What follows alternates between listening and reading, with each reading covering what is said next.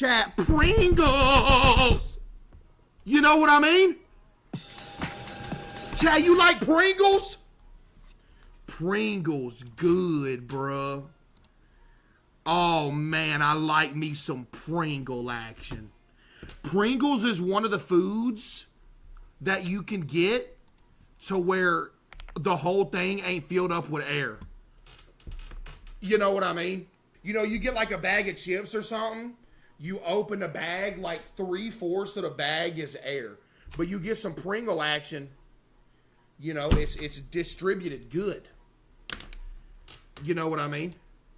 Yo, Meg D. Scallion with 5,000 bits. W. Meg D. Scallion. Have you tried the Bulldog Rose flavor ramen? It's gas. I have never tried that specific one. Thank you, Meg D. Scallion. I have to try that. Appreciate you. Let's go.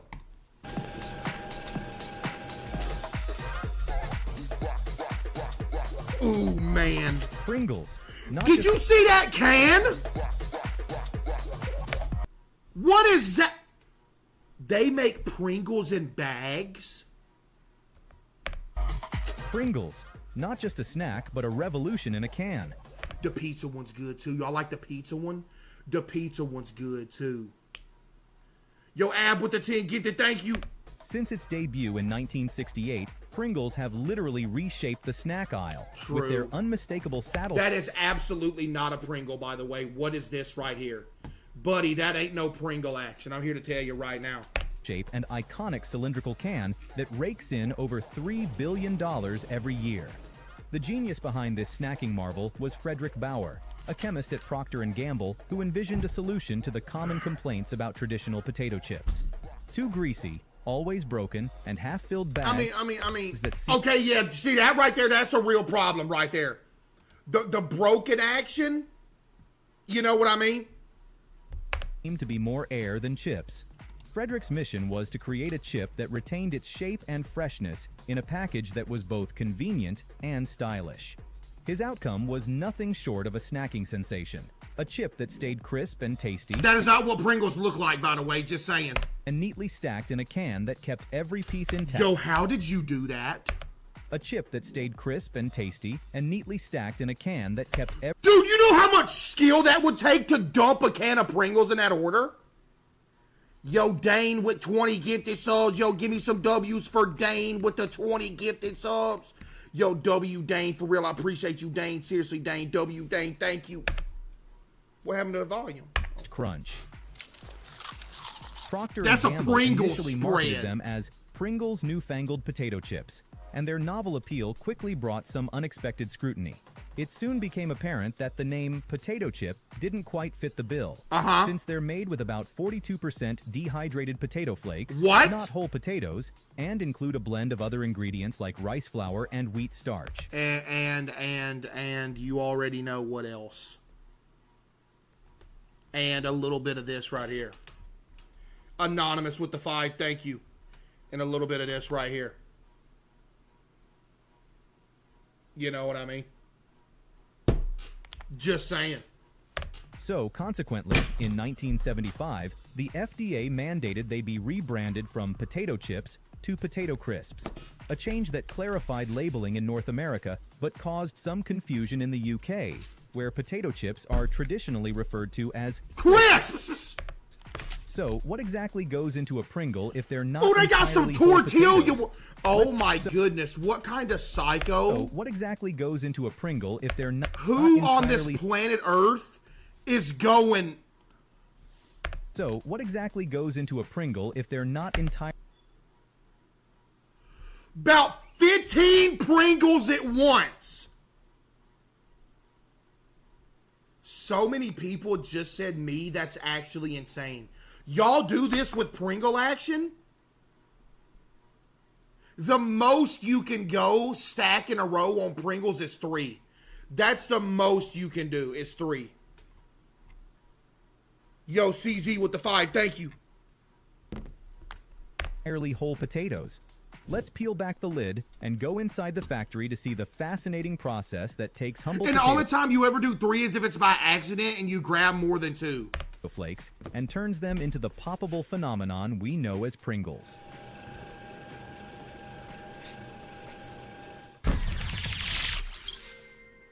You don't have to be a VIP to get more than just savings. Ain't with no Compo. way. Every customer gets 24/7 fast-friendly claim support. Bro, does this dude got motion, Chad? How's he been relevant for so long? Yo, the Geico Gecko got motion for real. The potato flakes for Pringles begin with large batches of high-quality fresh potatoes, and these spuds have a thrilling multi-step journey ahead of them. As soon as they arrive at the factory, they're whisked onto a conveyor belt. Ugh, look how nasty them things is. Won't you give them a bath or something before you serve these to the public? You're evil. CaseOh with the 5 and confining with the taken to 5 the and washing Scuba station. with the 5.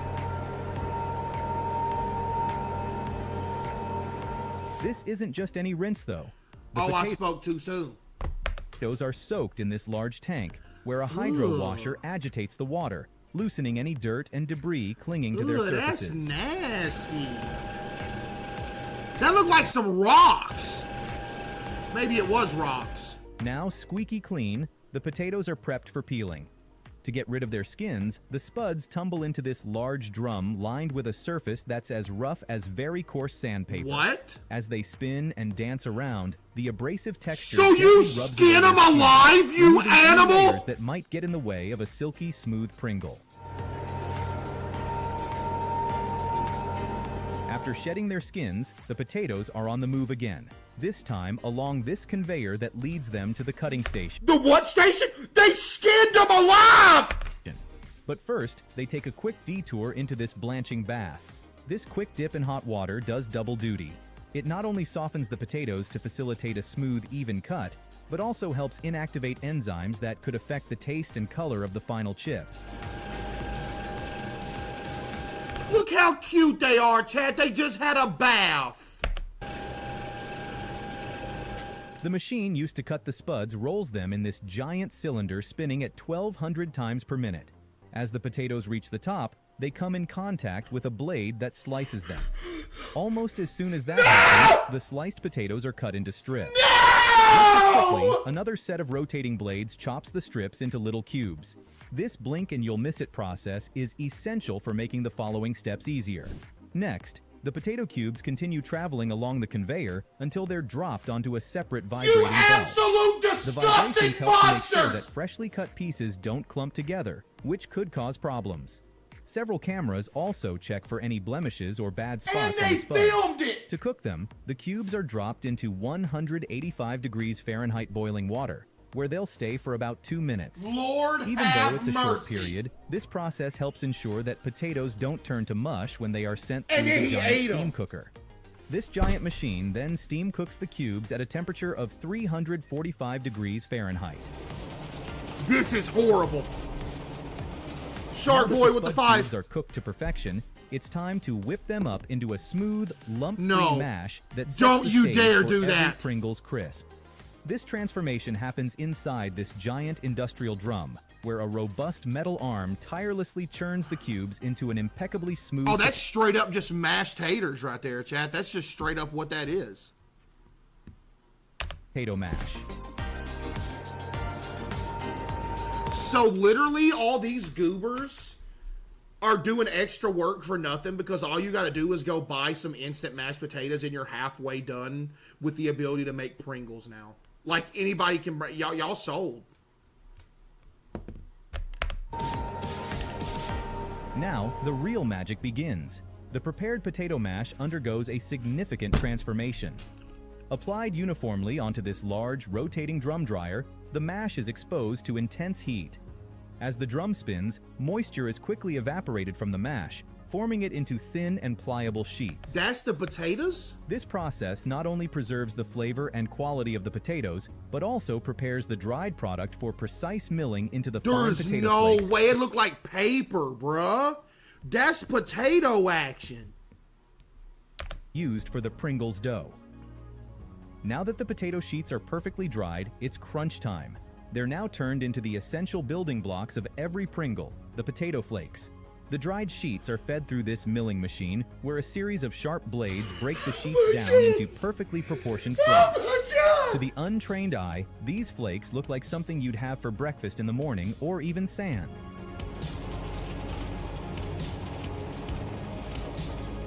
The next stage is where the whole potatoes begin their transition into the unique base that sets No! Pringles apart No, from don't ordinary you potato dare! chips.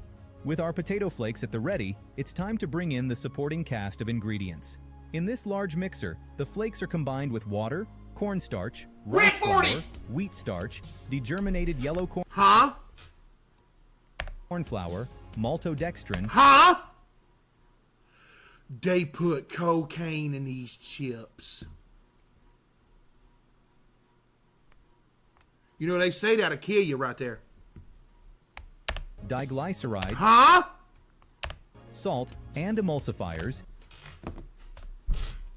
in which ensures the mixture stays fresh and stable throughout the rest of the process. That's so much When stuff. the mixture is complete, the potato flake dough will resemble coarse wet sand instead of the dough used for making bread.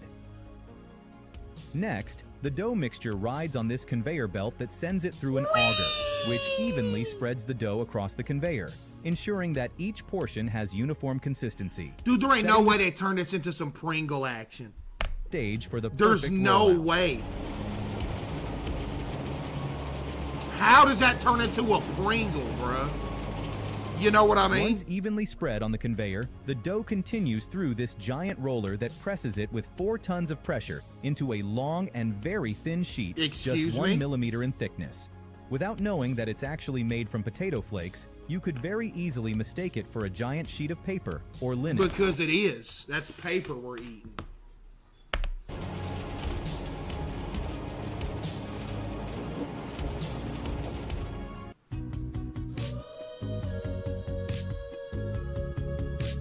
At Oh, Simply, man. we work hard to keep things Chat, simple. y'all mess with lemonade? Man. As the thin dough sheet continues its journey, it's fed into a giant rolling cutter that slices the dough into oval shapes. At this point, the snack begins to resemble the shape millions know it for. Here's a fun fact. Inside the Pringles factory, workers have a playful nickname for these shapes. They call them Doughfuls, a clever twist on the Fire all of them. word ovals. Yo, Adam with the 10 gifted. What's good, Once the Adam? dough has been Appreciate cut you. into doughfuls, the remaining unused dough is pulled along by a different belt. Rather than being thrown away, it's recycled and sent back into the mixing stage, ready to be rolled out and shaped once again. This recycling loop is a simple but clever way to minimize Ain't waste nothing clever about that. There's way better ways to do this. and keep production efficient. As for the oval Cap. cut dough, its journey continues towards the fryer, where it will take on its famous saddle shape. While in the fryer, a large roller molds the dough slices into a thin concave shape. Or, if you want to get more technical, this shape is what mathematicians would call a hyperbolic paraboloid. During this process, you a the nerd. Pringles are cooked in hot oil at 392 degrees Fahrenheit for about 11 Yo, seconds. CB with the 5. This step serves 2 purposes. The first is to lock in their shape, and the second is to give them their You got them desired on crisp, chains, golden too? So finish you're that sets imprisoning the them stage for on their top of satisfying everything crunch. else. Now that they're fully cooked, the Pringles are sent through a hot air blower, which gets rid of excess oil and lowers the temperature to about 104 degrees Fahrenheit. This is. Then, the conveyor carries them under a cascade of seasoning that ensures each Pringle gets I the missed 5 perfect gifted. amount on the top side. The flavor of the toppings will change depending on the types No, of I Pringles didn't. being made. Oh, I did egghead with the From 5 as well. classic W tang of sour egghead. cream and onion to the Appreciate savory you. goodness of pizza. The pizza one's good. Here's the thing, though. The thing with the pizza version, chat, is that if it has two, there's a perfect balance. If it, there, you know, it's bad if there's too much or too less. It has to be right in the middle, or it's bad. And the rich taste of cheddar cheese. Those are kind of. I'm not gonna lie. Those are kind of mid right there. Those are actually kind of mid. I'm gonna be real with y'all. Each Pringle is meticulously flavored. Daily, Pringles utilizes more than 5,952 pounds of spices to season its expansive range of 160 flavors. Look. By the way, best flavor right here. Absolutely. There's no question. There is no question. This the best flavor right here. Period. And honestly, this right here is the second best flavor. So you're looking at number 1 and number 2 right here. Literally. You're looking at number 1, number 2. Straight up. It's undefeated, chat.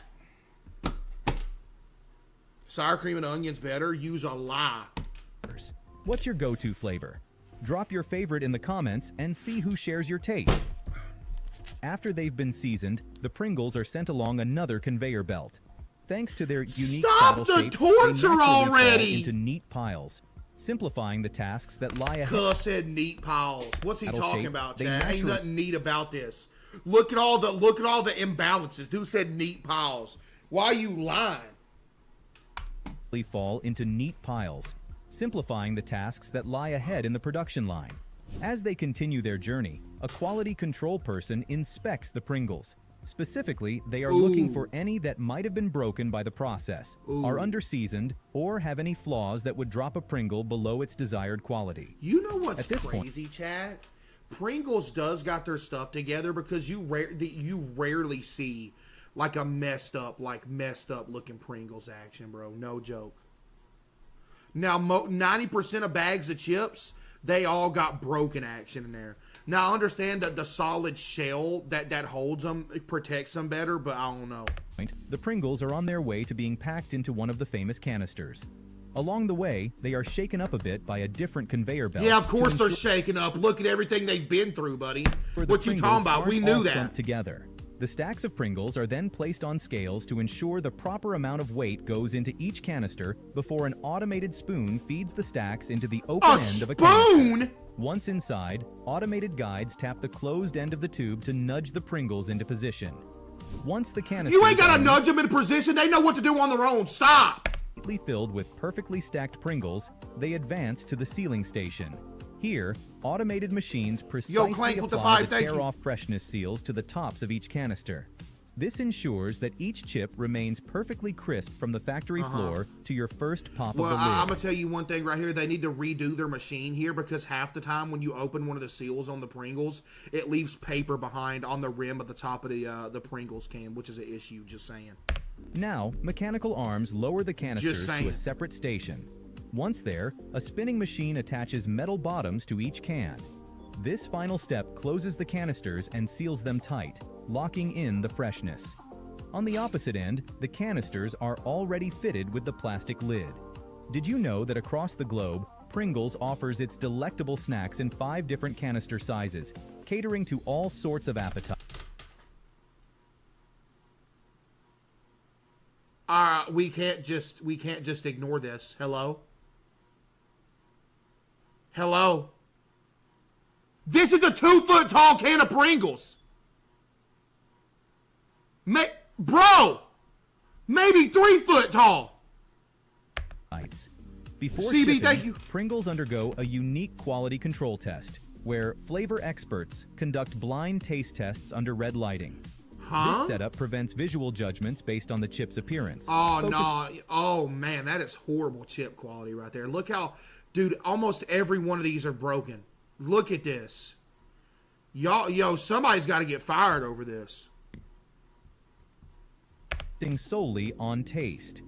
Testers evaluate each Pringle on its doneness, texture, and seasoning by placing it seasoned side up on their tongue and fully experiencing the flavor as they chew. Wait, seasoned side up? If what do you mean? If a single chip fails, the entire batch that the Pringle There's a came seasoned from side? is tossed.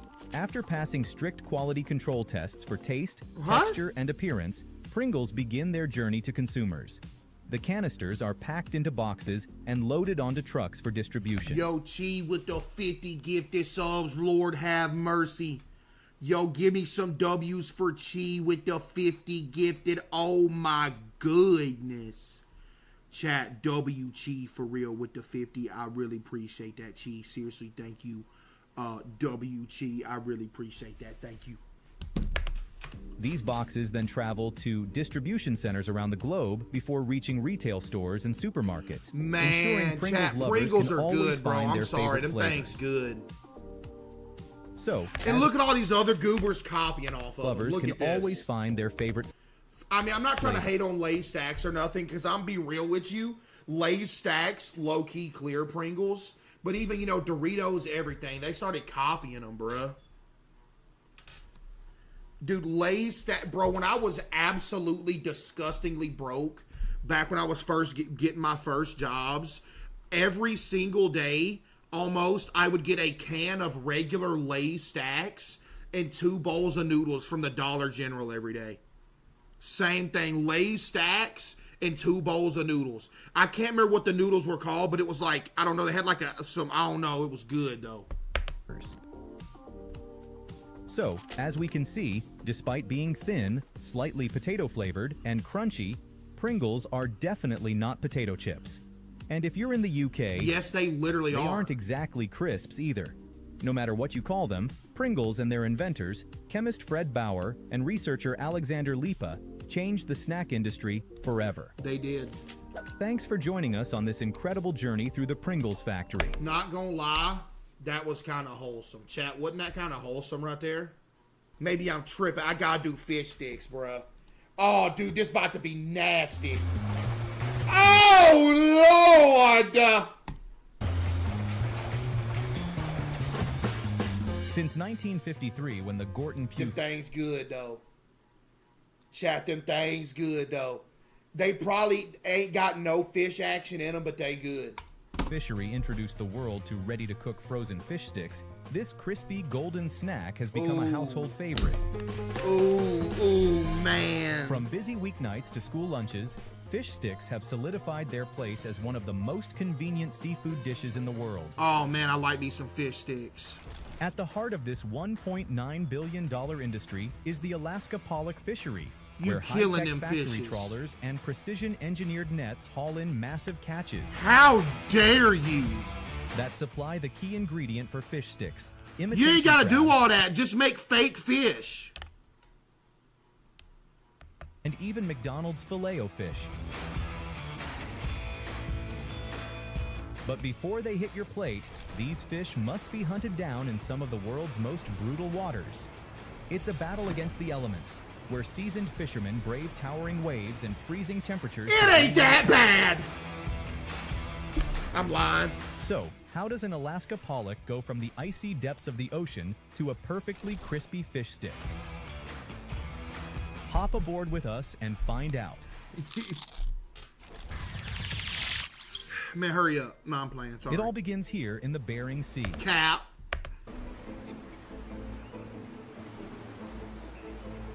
Sitting between the rugged shores of Alaska and the vast expanse of Siberia, this frigid body of water is home to a wide variety of undersea life. No, it ain't. Including king crabs and over 400 varieties of fish, like No, it herring, ain't. cod, Pacific salmon, and more. Man, them fish dead. But the catch of choice for fish sticks are Oh, Alaska man. pollock, a member of the cod family. Chat, why did we start eating? Why is everything made out of pollock now? These highly sought-after fish grow Ooh. to be about a foot or two. Ugh. Weighing between 1 and 2 pounds and can live for up to 15 years. However, since they're a favorite meal for natural predators like seals, few ever make it to that age. Hey, it's a bad day to be born as a pollock, buddy. Pollock mainly Bubby. feed on tiny crustaceans known as zooplankton and tend to stick close to the ocean floor, where safety Hey, don't be a pollock, chat, because if you a pollock, you getting eaten by nature and you getting eaten by people on a boat throwing a big old cage in the water. All of a sudden you look up, you see a net coming over you, it's over. is just a little more assured. Despite being the most abundant fish in the Bering Sea. What did you just say? The reason I don't eat fish is because I'm scared of the spines. Buddy, you realize every living creature meat that you eat has a spine. What does that even mean? Authorities only allow 15% of the annual pollock population to be harvested, ensuring these fish remain plentiful. You in our talking about bones in there? I mean, yeah. That's bad when that happens. You ever eating a piece of fish, you get a little bone action in there? Ooh. Ooh. oceans. To catch the pollock, fishermen use a specialized fishing vessel That's like this horrible. one, That's horrible. specifically designed to house the ship's crew and cargo for extended periods. The vessel is over 370 feet long and more than 60 feet high, That's not with that- a hull lined with steel not reinforcement that to big. withstand the harsh weather conditions of the Bering Sea. It's powered by a huge 6,000 horsepower diesel engine That's that not turns enough. a 13-foot propeller, pushing the ship through the rough waters. Dude, at I'm a about 15 hater, knots. chat. Up in the wheelhouse, the captain has a panoramic view of Chad, the am I a bustling hater? deck below, where sturdy nets and essential safety gear like lifeboats. Bro, won't you actually won't you actually get out there with some fishing poles? You out here cheating, just throwing a big old net out there because you a cheater. Won't you get out there with a couple fishing poles and start fishing? Always at the ready. But the magic isn't just on deck. Life on board is surprisingly comfortable. With crews spending 2 to 3 weeks at sea, the vessel offers all the comforts of home, like cozy beds, TVs, and even internet. Plus, Internet. a fully stocked kitchen staff is hard at work around the clock, making sure everyone is well fed for the journey ahead. Man, I want one of these boats, Chad. Perhaps the most impressive feature of this modern fishing vessel, though, is that it's not just a boat, it's a floating factory.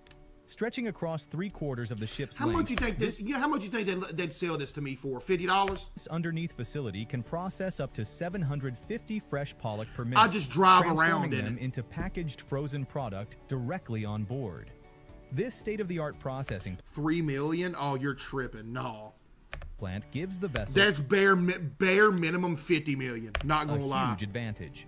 With room for up to 300 tons of additional cargo, the trawler can stay at sea longer, maximizing every moment on the water without the constant need to return to shore. Look at all them This ingenious fish. setup means crews can focus on what they do All best. right, cuz I won't care. I'm here at the Show Home me Internet how. Awards. Show Guys, me all what's it like working with your best friend? You make me feel safe, like T-Mobile. Show me all the To haul in that impressive 300 toxins they put in tons it. of cargo, it's net's been located swiftly as the Come on. commanding before long. Fun low rig Bro, all I see is a bunch of net action. We get it, bro. They throw a net out there. technology. The chamber to the much like the pod end. Bro, the I opening don't care about all this net action. Gradually, crew springs into action to retrieve the net as all hand crew remains. Brimming with pollock is hauled onto Man, the golly, deck. The I'm next tired of step is to seeing these unload it. nets. A deckhand pops open a zip strip from the find there to 100 tons. A common side Bro, if I effect see one more net, I'm about to cut the stream off. of net fishing. Alaska. Oh my Over the years, goodness! fishermen have hauled in all old and returned to the sea. Why to was there a sea. washing machine? Huh? Wait, hold up. What they talking about? From massive whale carcasses to, oddly enough, old washing machines. Oh, that's lost what they be pulling up by accident. That ain't no old wash machine. That's brand new. at sea. Yeah, there's a cat. The non-targeted species are handled carefully and returned to the sea to ensure the ocean's balance is No, they maintained. ain't. It's a practice All after right. the clep into the fair belt. All right, for real. Seriously, show me what This happens. specialized machine prints out No, I'm the fish serious. down the Stop. bottom morsel, fixing up to 45,000 fish per hour, Huh? and ensuring a smooth, uninterrupted flow from catch to processing. Moving down the line, the next critical step is candling. Here, each fillet passes over a backlit conveyor belt, a method allowing workers to spot and remove any remaining bones, skin, or parasites. They don't do a good job because, buddy, I'm going to tell you right now, everybody has had an experience where there's some bone action in there. It's meticulous work, ensuring that every bite is perfectly safe and enjoyable. Next, the smaller boneless fillets are taken to a different machine where they are minced, bleached, and washed in cold water before being sent to a machine that presses it into a bland paste-like substance called surimi. From here, the surimi can be combined with artificial flavoring and used as a base That stuff is so good. Chat. for higher. Is that artificial crab action right there? It's so good. Chat, y'all ever had the artificial crab meat, bruh? With some butter action? and seafoods such as imitation crab meat. Oh my goodness. That stuff is so good. The remaining larger pollock fillets are then gathered and weighed before being tightly packed together and then pressed into Wait, you uniform melt some rectangle fish butter. blocks, ready for freezing. After shaping, the fish blocks head into a deep freeze. Here, they're placed into this plate freezer for 2 hours and chilled to a crisp -13 degrees by liquid Freon, Okay. locking in freshness as they solidify into rectangular blocks. Fun fact, rapid freezing is very important for raw seafood, as warm conditions can ramp up microbial activity and spoilage. This dude thinks we're stupid. This dude thinks we didn't know that, chat. You think we're dumb? By freezing the fish quickly, the decomposition process is effectively halted. When the blocks are frozen solid, a crewman quickly transfers the blocks out of the plate freezer onto a conveyor belt. That where they didn't look move very onto the quick. next station. Never mind, he's goated. Next, these frozen blocks are neatly packed into boxes. Think of it like a game of Tetris, where each block fits perfectly to optimize space. Now, at the packaging station, each box is carefully packed, sealed, and labeled with essential details like the product's name, its weight, and the exact date and time of packaging. That's This critical information ensures 2007. quality control can quickly pinpoint and address any issues that might arise with a specific batch of pollock. Impressively, this department can pack and move over 120 tons or 240,000 pounds of product every day. That is insane, bruh. Once sealed, the boxes are moved along Wait, the they're conveyor doing all this on the boat still? They're still doing this on the boat, chat? No shot. to this cold storage hold, a giant refrigerator within the ship's hull. They're Here, still stacked doing high this on and the kept at boat! negative 22 degrees Fahrenheit, the pollock awaits its journey to shore, ensuring it stays as fresh as the day it was caught. As soon as the ship reaches the port, it's time to unload. With a frozen product as volatile as fish, an army of crew members on the loading docks and the ship work together to unload the cargo as quickly as possible. In short order, the boxes of frozen Alaska pollock are transferred from the ship to refrigerated shipping containers. I don't Once see the no unloading is refrigerator. complete, the containers are taken to the factory by truck. I'm impressed. I'm low-key impressed, too. They do all that on the boat, bruh. They make it so easy for the people on the, Now, at the factory, the boxes are unloaded into even larger cold storage facilities, where they'll stay until they're ready to be distributed to supermarkets and yeah, restaurants. 5 years later. It's here that our journey from ocean to table comes full circle. Okay. Before the pollock can be transformed into a fish stick, it must first clear a rigorous quality check. That's nasty. First, a random frozen fish block is carefully selected and measured down to the millimeter, ensuring looks it's like the marble. perfect size for the cutting machines. You could put that on the Even floor of your bathroom. You look rich. a slight size deviation could cause jams or other hiccups that slow down production. Once the block passes the size check, it's thawed and subjected to an intensive quality test where both the texture and taste of the fish are evaluated. Then, after approval, the factory staff quickly open the boxes and put the frozen blocks on a conveyor belt that sends them along to be cut down to size. This where the people that applied to be the Pringles taster went, and they didn't get the job, so they had to go here instead.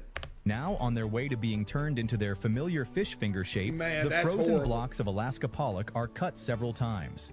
An automatic bandsaw blade first cuts the block in half, while more bandsaws along the conveyor cut the halves into 9 bars each. Oh man, that's As the blocks nasty. are whittled into smaller pieces, they're finally sent through a series of rotating blades that cut them into fish sticks. Oh man, that's Each of nasty. these frozen blocks contains enough fish to produce 378 fish sticks. No, that's nasty. Now it's time to add batter to the fish sticks via a process called enrobing. Okay. The newly chopped sticks ride a conveyor belt that carries them under a waterfall of thick, velvety batter. Ooh, see, This that's where it starts getting good, though. Isn't just any mixture of water, flour, and salt, though. Bro, what are you so happy about? Velvety batter. This isn't just any mixture of water, flour, Look at this dude! and salt, though. It's a carefully crafted blend that includes a secret mix of spices and Bro! just a hint of sweetness. After they're perfectly coated, the sticks glide beneath high-precision air jets that gently sweep away any excess batter. This process ensures the ideal batter-to-fish ratio, keeping the succulent fish as the star of the show. Okay, you glazed It's all about achieving that perfect, light, crispy texture that seafood lovers simply can't resist. Yeah. Next, the fish sticks travel under That a looked like machine a candy bar, chat.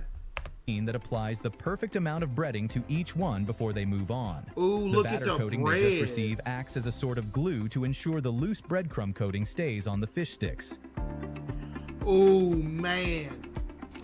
Wait a minute. Our commitment to you is delivering the world's most advanced PC. Wait a minute. Why Stays on does the this fish remind me sticks. of something from SpongeBob? Wait a minute, stop. Wait.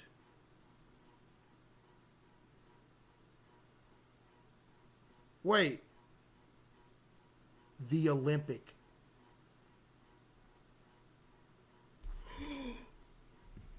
You're right.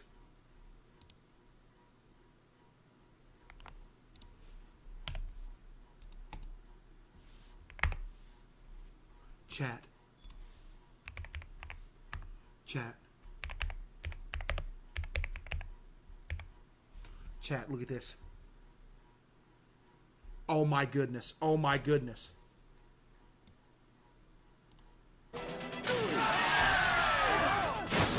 Fish sticks! Get your fish sticks here! Fish! I knew that reminded me of something from SpongeBob, bruh. Yo, SpongeBob was actually crazy for this. Are you kidding me?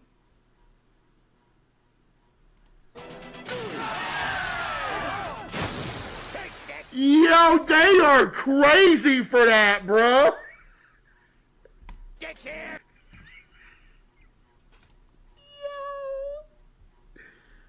Oh, man. Now the sticks travel into the deep fryer, where they're pre-fried for just 30 seconds in vegetable oil heated to about 392 degrees Fahrenheit. This brief blast of heat only crisps the outer layer. Brief Just enough blast? to lock the breading in place, making sure Ugh, what's going on with them, bruh? They don't look good. it doesn't rub off during transport or in the box. At the same time, this step is precisely timed to keep the inner fish frozen. If it were fully cooked, the fish would fall apart when heated at home. It's a precise balancing act, locking in a crispy, golden crust while preserving the tender, flaky fish within. Hey, something going on with that. Hold on, I see some pink action in there. As soon as Wait, they have you been gonna fried, die. the Don't fish eat sticks that. are immediately sent to a cooling room, where they will spend 15 minutes at minus 22 degrees Fahrenheit. Man, I'm going vegan. And finally, after passing every quality check and reaching peak perfection, our fish sticks are done. Ready to set What? quality check and reaching peak perfection, our fish stick What brand fish stick is this? Hello?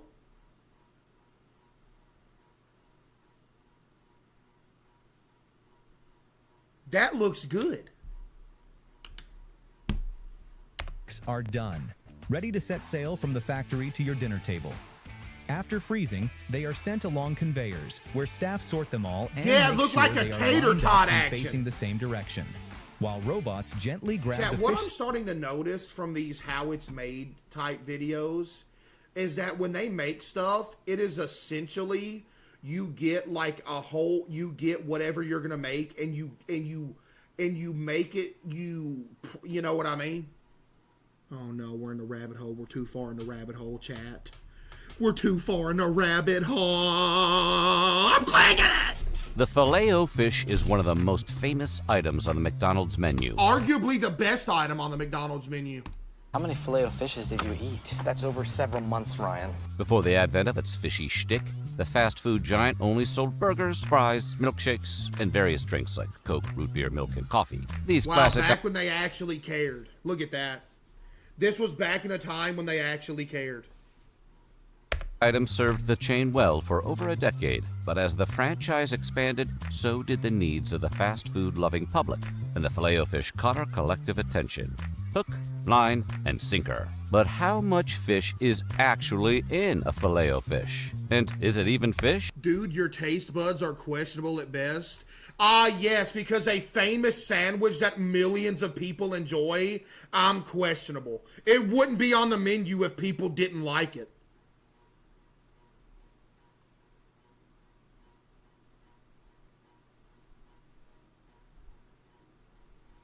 The thing about a fish sandwich is you can go to almost any place, and if they got a fish sandwich, you can't go wrong with it.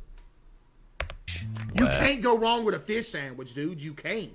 Oh, today we're trawling the depths to figure out what's actually in a Filet-O-Fish. They gonna say it's 100% pure fish with light breading, even though we all know it's not true. Watch, because they're paid off!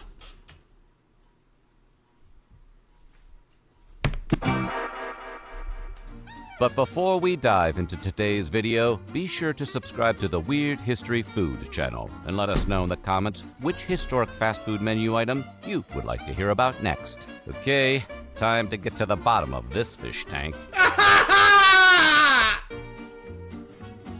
Lou Groen was a World War II veteran and restaurateur who... This the dude that invented the Filet-O-Fish.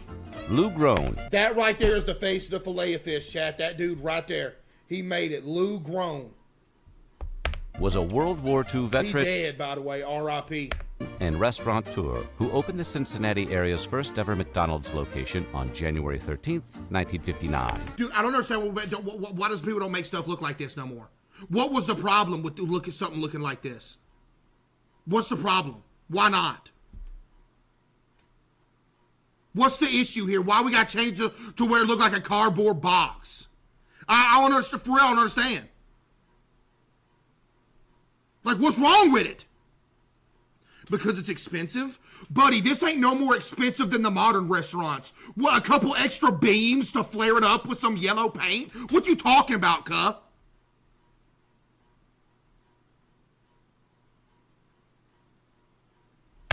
By that point, Groen had already managed a successful cafe and served as the president of the Restaurant Association of Greater Cincinnati and Northern Kentucky. So he should have had what it took to bring Mickey D's to a whole new market. But much to Groen's dismay, business was slow to start. With the help of his wife and children, his humble fast food joint treaded water for 2 years, but just couldn't make enough money to stay afloat. Their worst business day of the week was Friday, and not because the entire town was following some diet trend, although that was technically kind of the case. Groen's McDonald's only made around $75 every Friday because 87% of the population in his corner of Cincinnati was Catholic, and Catholics abstained from eating red meat on Fridays. Unsurprisingly, McDonald's got red meat?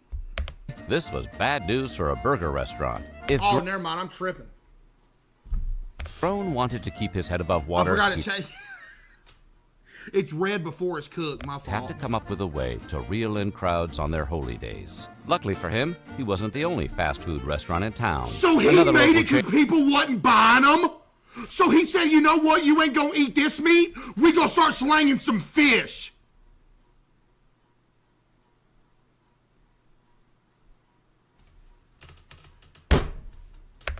Frisch's Big Boy was thriving, and Groen determined that the uptick in business had to do with the fish sandwich the place was serving to its Catholic patrons. Wow. It became his mission to net himself some of that business. So he went to work cooking up his own recipe for his 25-cent hamburger? Wait, what?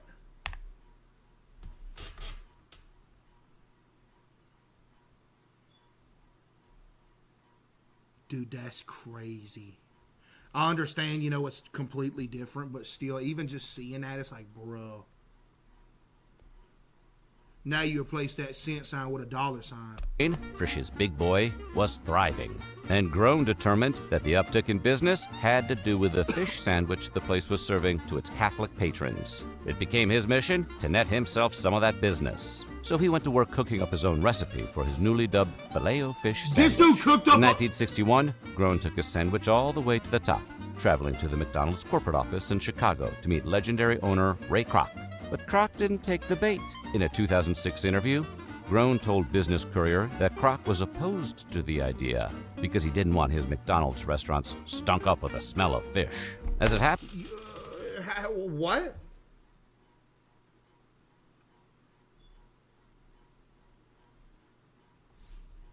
Kroc thought up his own meat-based alternative for practicing Catholics. Enter the Hula Burger. Kroc's innovative vegetarian burger was, wait for it, a slice of pineapple and cheese. Absolutely no one bought that. I don't think anybody eats at Mickey D's no more anyway. On a hamburger bun. Points for creativity. The renowned businessman was SpongeBob would like to have a word. Hello? Don't you know SpongeBob invented the pineapple? confusingly confident that his sweet and cheesy treat would have a mass appeal, but he didn't want to dismiss Groan's idea outright. Apparently, in the mood for some friendly competition, Kroc left the ultimate decision up to the public. On Good Friday, 1962, Groan's Filet-O-Fish sandwich and Kroc's Hula Burger battled it out in a few select McDonald's locations. The terms of the deal were simple. Whichever I'm items... gonna be real with y'all. Do you think a single person bought that pineapple burger? Ooh, come on. I don't know if a single person was like, hey, let me get that. sold the most by the end of the day would earn a permanent spot on the menu. Unfortunately for Kroc, it wasn't so much a battle as it was a slaughter. 350 Filet-O-Fish sandwiches were sold on that Good Friday, while the Hula Burger floundered with a measly 6. Talk about shooting. 6 of them! He sold 6 of them! Good Friday, while the Hula Burger floundered with a measly 6. Talk about shooting fish in a barrel. I could make some of those and sell more than that!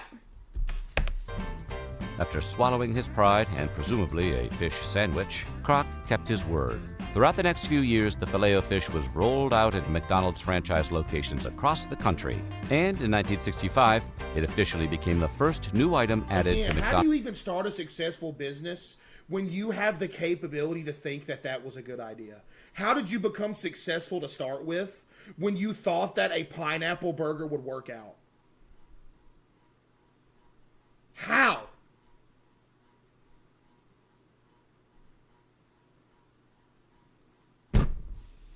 McDonald's national menu since Ray Kroc took over the chain.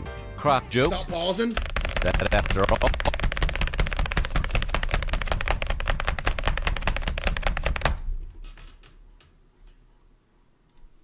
the same year the Filet-O-Fish went national, the Second Vatican Council announced that red meat was no longer off the menu on all Fridays.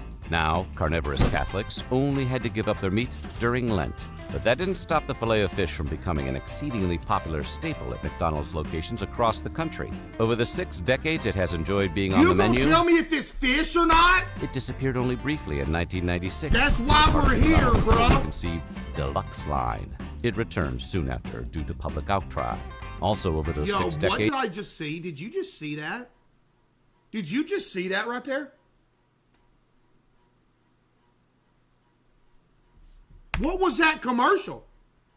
line. It returned soon after due to public outcry. Also over those 6 decades, the Filet-O-Fish has been the subject of several marketing campaigns, though you probably don't remember most of them. As it turns out, the big fish sells itself, and the sandwich's original slogan, "The fish that catches people," told us as much. Mickey Wow. D's stuck with that catchy slogan until Wow, you 1976. just straight up telling your customers that they're just sheep to their face and they just eating it up, huh? The sandwich that catches people, and these people, okay. When they introduced a fresh face to their growing lineup of mascot characters. Mr. Filet-O-Fish was a smiling fish wearing a fetching hat and a sea captain's jacket. That's kind of with a hard. McDonald's logo emblazoned on the front.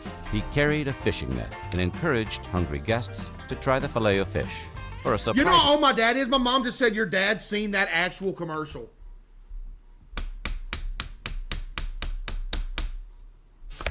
good taste. Despite Phil's best efforts to sell out his brethren and save his own tail, he was retired just a year later. In place of Phil, McDonald's went through a slew of advertisements for the sandwich, including 1976's Food for Thought campaign, 1978's Deliciously Different slogan. No, you know what the most Filet-O-Fish slogan was? That song that they made.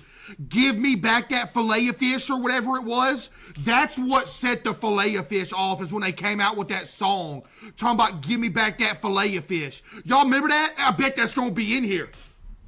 Watch. 2009's iconic Give Me Back That Filet-O-Fish. Right there!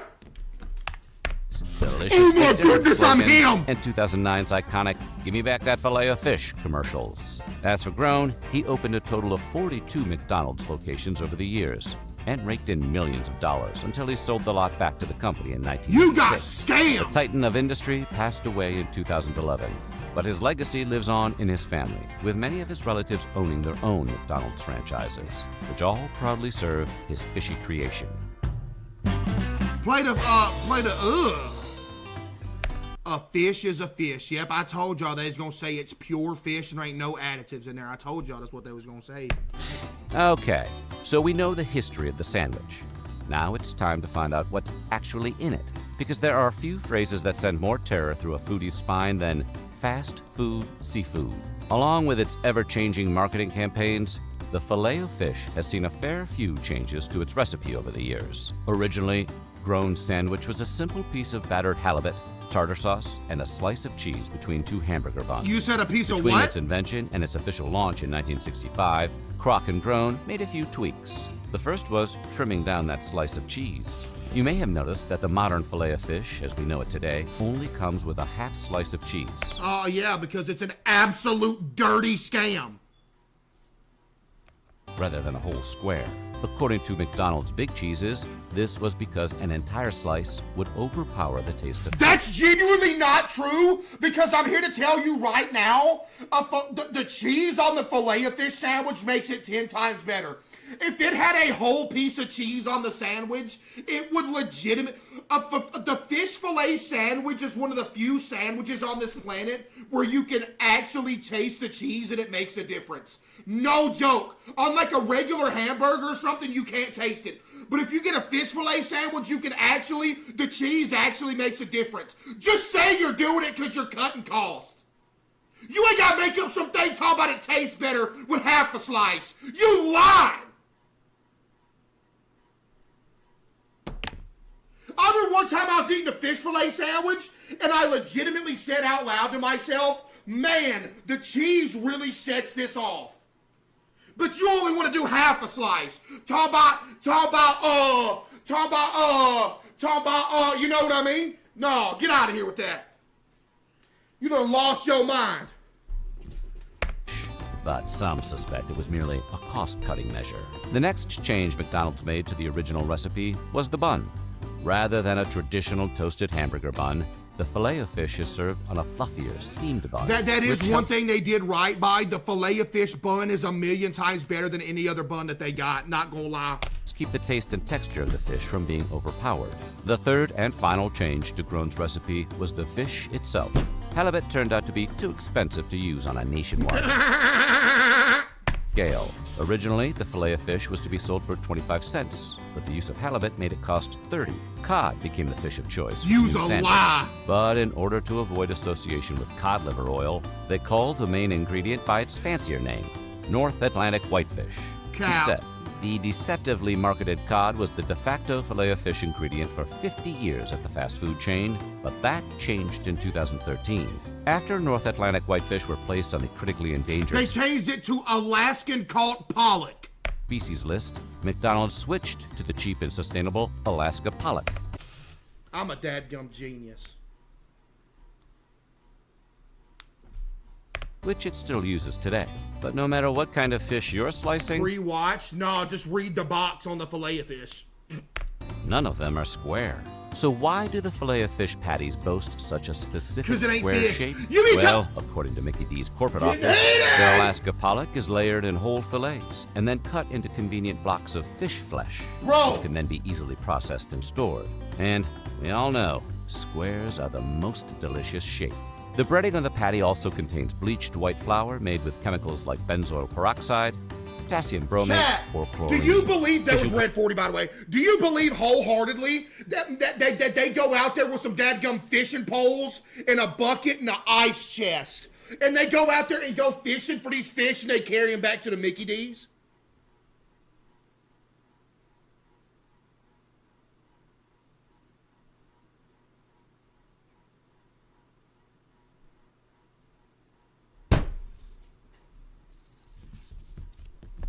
Chlorine usually don't mix, except at McDonald's. Chlorine and peroxide aren't the only chemicals you may worry about when you pull up to your local McDonald's drive-thru for the catch of the day. There's also a not-so-healthy dose of hydrogenated soybean oil in there for good measure. You can't say that, you dead. Hydrogenated soybean oil is used in all sorts of fast food items because Oh, buddy, we're all dead. I had this 8-piece family meal the other day. Oh, GG. It's in all that and more? Oh, yeah, I'll holler at y'all. that helps keep them shelf stable for longer periods of time. but it has also been linked to diabetes, heart disease, and stroke. And finally, the fillet of fish is also hiding polysorbate 80.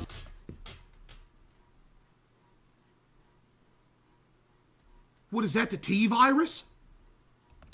Which is made from dehydrated sugar, alcohol, and fatty acids. It helps to reduce fat separation in food, but it's also used in household cleaners and cosmetics. Huh? Hey, that fillet of fish wants to look good. Yeah, what's in there then? If you're still hungry after all that toxic talk, we don't blame you. There's a reason the fillet of fish is as popular as it is. And that reason is, it's delicious. It's so delicious that over the years, other famous fast food chains have tried to muscle in on McDonald's turf in the seafood surf wars. Arby's, Bojangles, Are you seriously Burger about to King. sit here and tell me that nobody else is allowed to make a fish sandwich because McDonald's did it first? You're going to sit here and say that everybody else started doing it because of them. You're allowed to make a fish sandwich.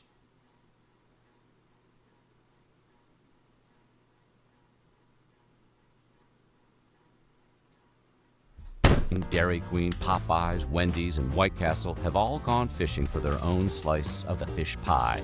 And while each restaurant puts its own spin on the classic sandwich, the public remains divided on which one is truly the most delicious. The most But delicious fish sandwich at a fast food place is Rally's deep sea double. If you ain't never had a deep sea double from Rally's, you ain't never. Hey, I'm here to tell you right now. If you got DoorDash or something, you got a Rally's around you. You order you a deep sea. I'm telling you right now. Get on your phone. Get on DoorDash. Order you a deep sea double from Rally's. It is the best fish sandwich on the market. Take it with the 5. Thank you. Surprisingly, there's no debate Rally's, it's Checkers. Same thing. Rally's and Checkers is the same thing. on which is best for you. According to a 2023 Men's Health article, even with all those worrying additives, the McDonald's filet of fish takes home the title of healthiest fish sandwich.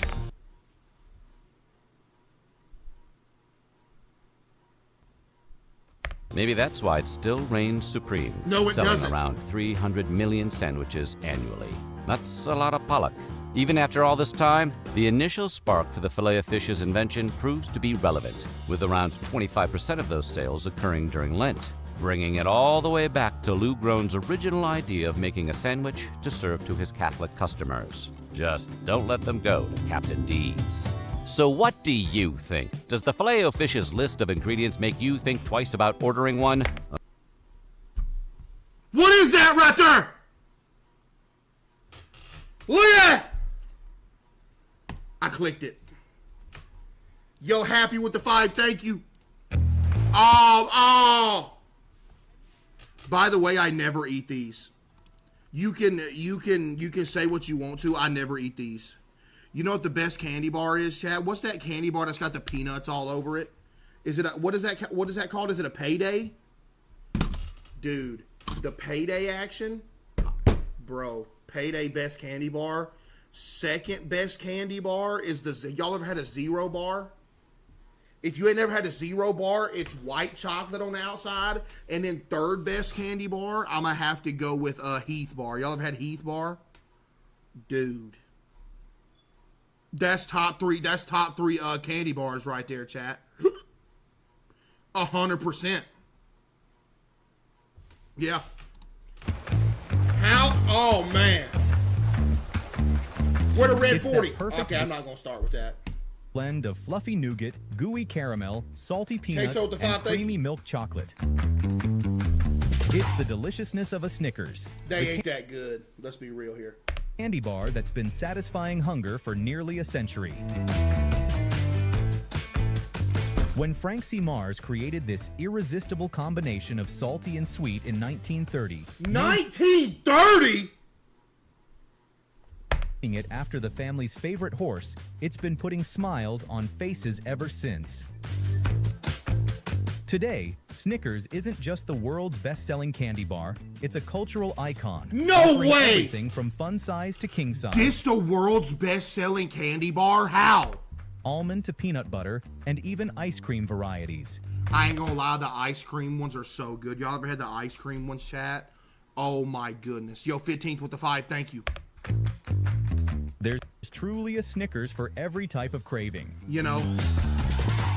So come along as we uncover the secrets of the Snickers factory, witnessing I just saw some the creation Red of this 40 getting legendary dumped in there. treat, Did you see layer that? by delectable layer. I seen it. It's a tasty journey that's likely to bring a smile, just as Cap. its name suggests.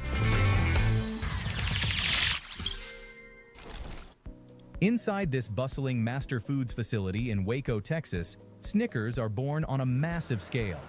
This single factory Oh, look at turns out a him! whopping 65% of all Snickers bars sold in the U.S., while the remaining 35% come from a network of factories scattered across Look the at country, him! ensuring that every candy aisle nationwide is well stocked with this cherished snack. Okay, relax, buddy. You The glazed. magic begins with the creamy milk chocolate. But there's something special about this chocolate. It's especially formulated with higher amounts of cocoa butter and lecithin, Oh, so see, that's what be killing you right there. That lecithin. Yeah. which naturally raises its melting point. I don't know nothing about The that. I'm result just is a saying. chocolate that Yes. resists melting in your hand, but dissolves delightfully the moment it touches your tongue. So let's What? dive into how this unique mixture is prepared, and why it's perfect for creating that unforgettable Snickers experience. In short order, first, top-quality cocoa beans are deshelled by this machine Cap. before the inner nibs are roasted in this large oven.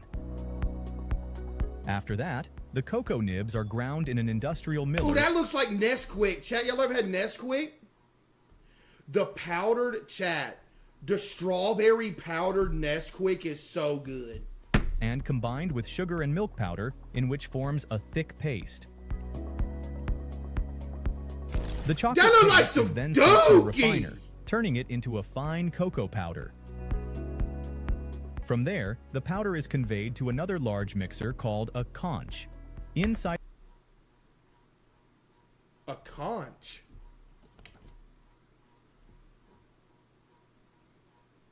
I got one of those. It's broken, but I got one.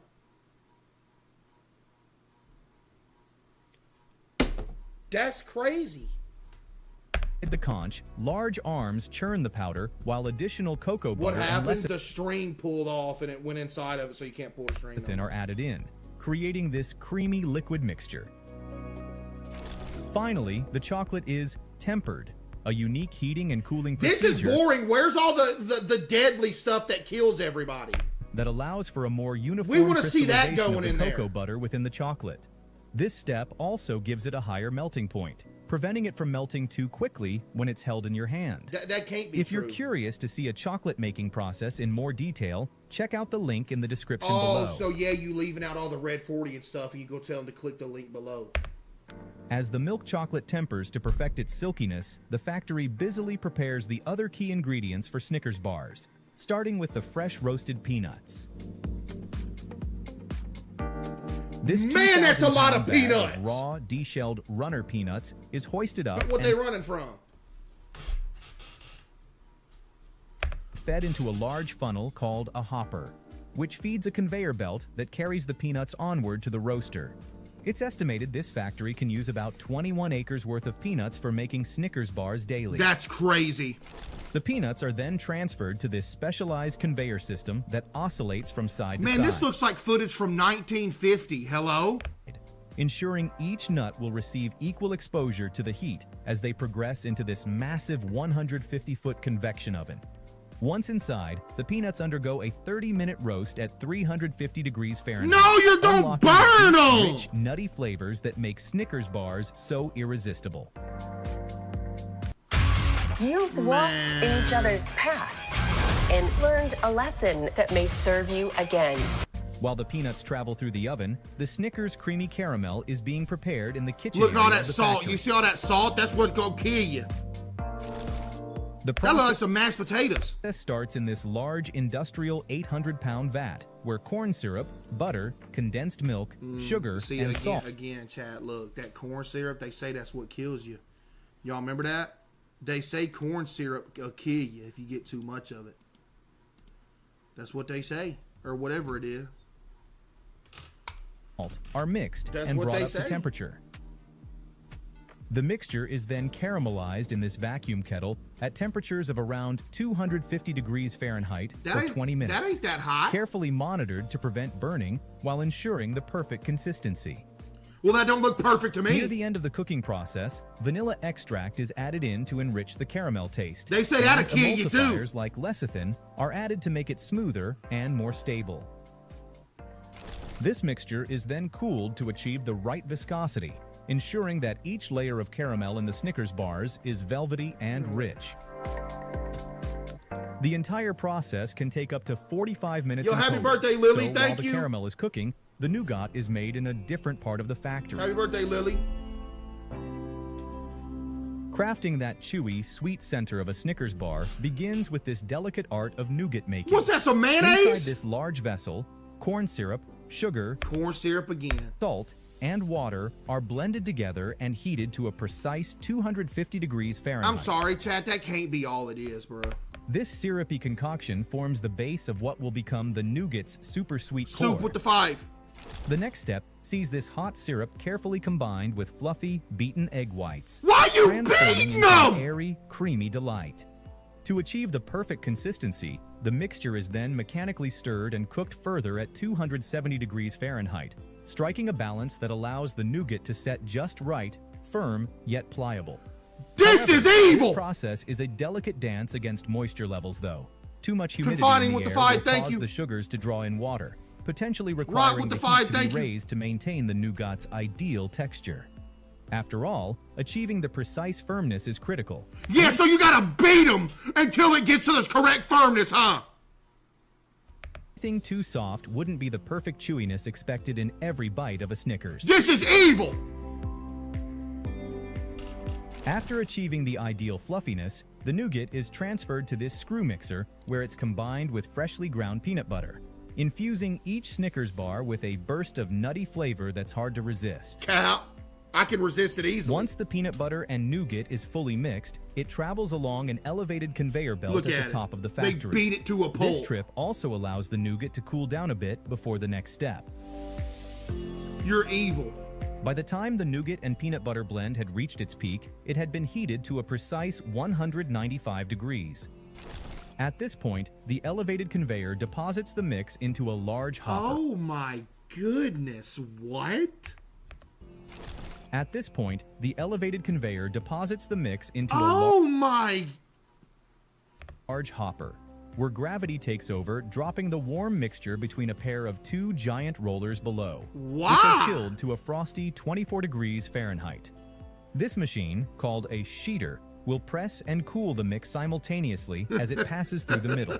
The sudden chill causes the nougat to stick to the rollers, forming a delicate skin on the cold metal, an important step that shapes the nougat into its final width. As the rollers spin, Bro, a who blade named that scrapes the machine? nougat off, settling it onto a stainless steel conveyor belt below. Man. As soon as the nougat lands, it's conveyed towards the Man, next look step, at all that nougat action. where it will be joined with the creamy caramel and crunchy peanuts. As these steps unfold, the roasted peanuts make their timely exit from Hey, the they already messing up. I see a defective one in there. As these steps Look, that one still got the skin on it. You can't let that happen. Somebody's got to lose their job over this. unfold, the roasted Look at peanut that. Look at that. That one's got some skin action too on it. No, somebody sees. We got to fire somebody. You can't let this through like that. Yo, I want this dude's job. Get him out of here. Manny with the 5. Thank you. make their timely exit from the industrial tunnel oven after about 30 minutes, perfectly toasted and full of flavor. Obviously, They tumble onto this obviously it ain't perfect, bud. We still got skin on the peanuts. conveyor ready to join the process. Look at that! It made it all the way through to this point. I just saw the same They peanut tumble onto this with the conveyor, skin ready to join action. Look, right there! Process. We gotta get somebody fired for this! As they progress down the line, a Look, it's still in there! onto this conveyor, ready to join the process. As they progress down the line, There he goes! a worker spreads the nuts around, ensuring they remain separated and evenly distributed. Then they travel through this spinning drum, where a fine mist of salt is applied, adding that extra little bit of There it is again. It's still, look, there's some skin action right there too. Skin action right there. We cannot stay, skin action right there. We can't stand for this. Flavor to every Who single cares? peanut. I do. Meanwhile, over in the kitchen area, having achieved a perfect smooth and creamy texture, the hot caramel is ready to join in on the fun. It's hot. Released Don't put from your the hand in there. It's hot. kettle via a discharge valve at the bottom, the Ugh. molten caramel flows into this large vat positioned directly below. Once it's filled, the vat is then raised and carefully poured into a depositor. Man, what you looking at, big dog? Won't you do your job and quit looking at the camera? Look at this dude.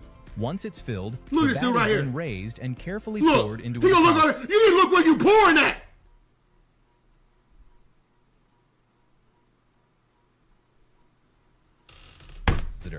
Now? This mechanism directs the flow into a tube that ultimately feeds into a screw auger where the hot caramel will meet the freshly roasted peanuts. Oh, At the same man. time, the freshly roasted and salted peanuts fall from the salting conveyor into the warm caramel below. As they land, Oh, the auger man. continuously turns, perfectly mixing the caramel and nuts into I a ain't gonna lie, delightful that look- sticky mixture. That's- This yeah. harmonious blend is then pushed forward by the screw auger, Yeah. moving the mix seamlessly towards the Yo, I next worked stage. at, you know, where I was working at Rice, but you know them screw augers that they have is that then- turns everything around? At one point, there was this dude that stepped on the lid of one of these, his leg got sucked in and it ripped his leg off. Just saying. Pushed forward by the screw auger, moving That the happened. mix seamlessly towards the next stage. Yep. After a thorough mixing, the deliciously gooey mixture of Ripped peanuts his and leg off, and the dude that was at work with him, literally, he seen it happen, and he had to go to the, because it was like on the second floor, and it was like a 15-foot drop. The dude that was up there with him literally jumped over the rail like 15 feet to solid concrete below to turn everything off instead of taking the stairs. Bro almost died trying to save him because he'd have got sucked all the way in there if he wouldn't have done that. Because once some things keep going and it don't stop, he'll suck your whole body in there. You'll be gone. Yep. Yo, Abu with the fight. Thank you. caramel gently cascades from the auger onto a giant W, rotating man. metal That's drum. it, you know, that I wasn't there. That's a story I heard, though. Now, I don't know if they was telling the truth, but that's a story I heard. This was years ago. They said this happened a long time ago. Called a cooling roller. Now, they might that's have been chilled lying. to about 24 degrees Fahrenheit. At this stage, the caramel is still a bit too runny, what they so the said. roller evenly distributes and thins out the mix, But yeah. all while cooling the caramel to a more manageable consistency. That's red 40 right there. That's orange. Step is pivotal in transforming the gooey mixture into a uniform, even sheet, You can tell they put the red 40 in it. perfectly primed for the next assembly phase. Look at all them peanuts. Now it's time to unite the two delicious layers.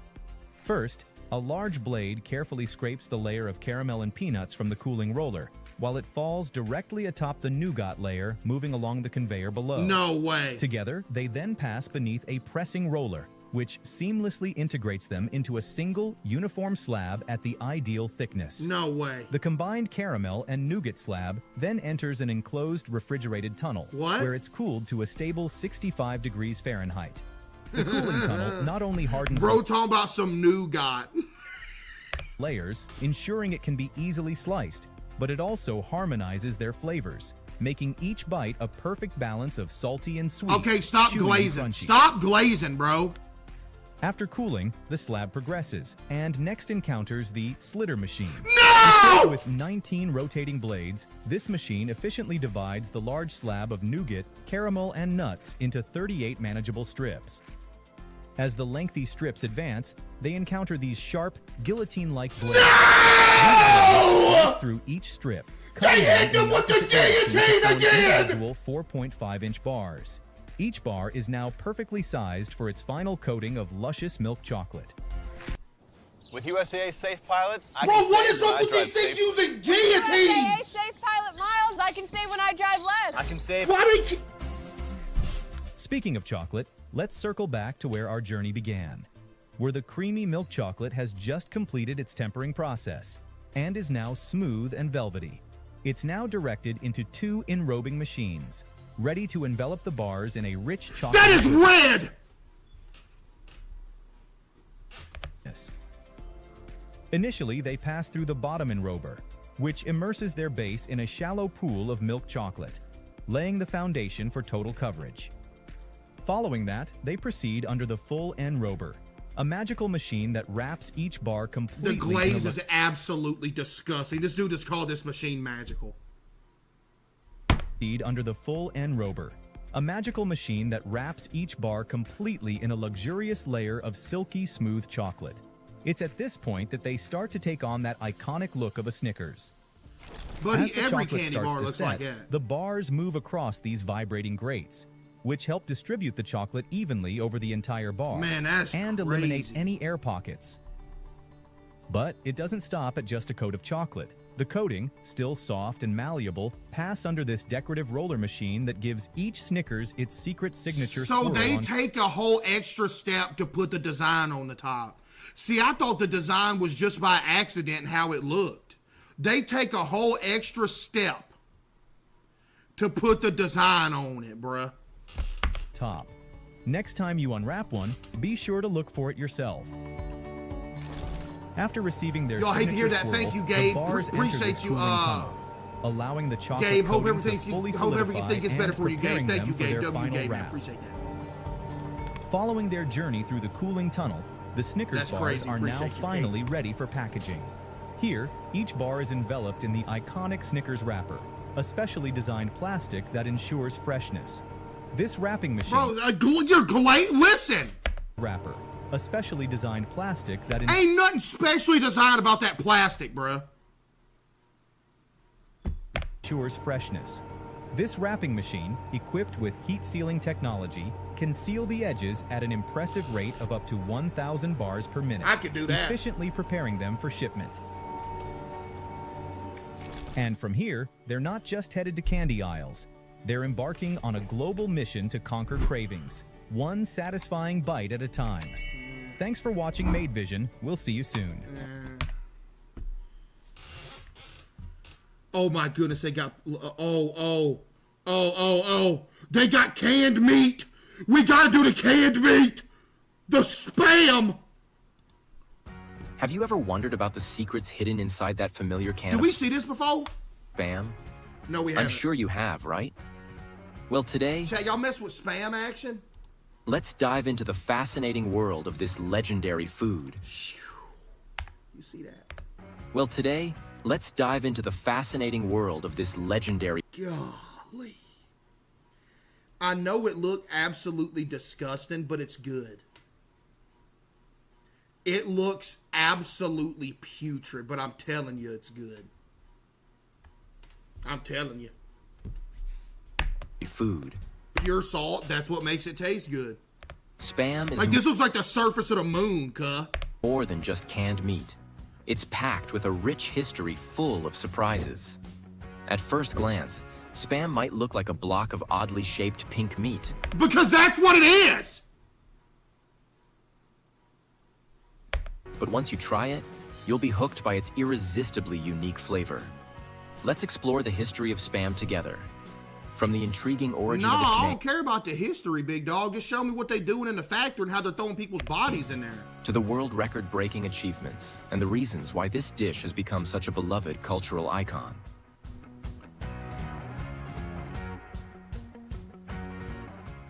To understand the creation of Spam, let's turn the clock back to the 1930s, during the height of the Great Depression in the United States.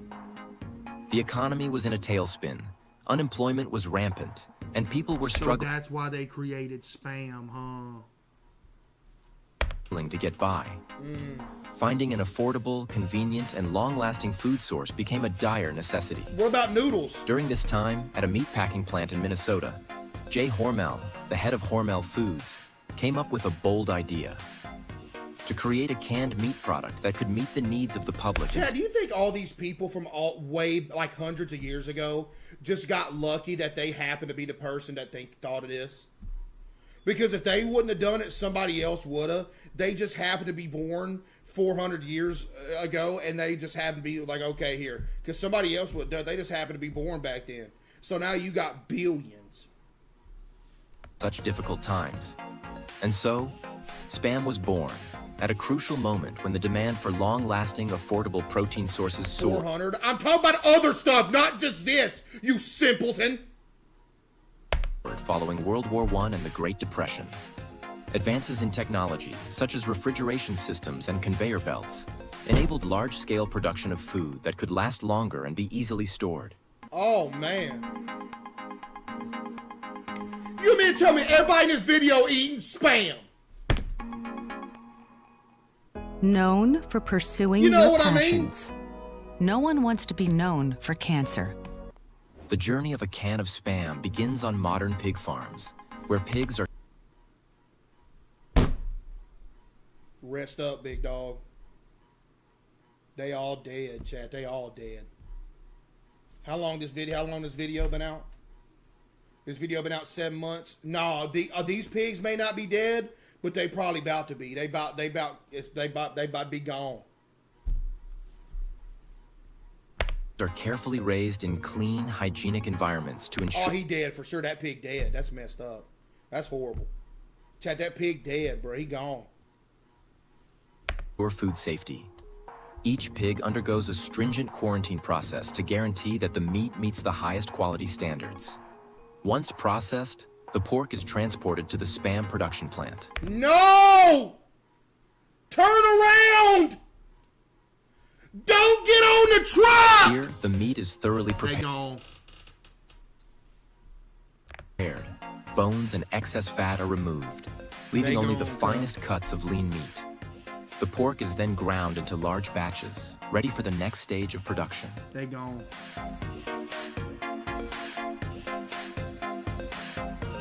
They all gone. At this stage, the meat is finely ground using large, high-powered machines, ensuring an even consistency.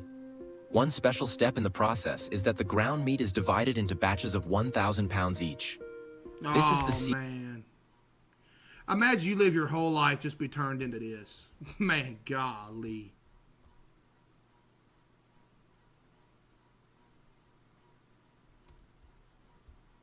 Secret that allows the meat and fat mixture to blend perfectly. That's unreal, resulting in a smooth, uniform texture across all Spam products.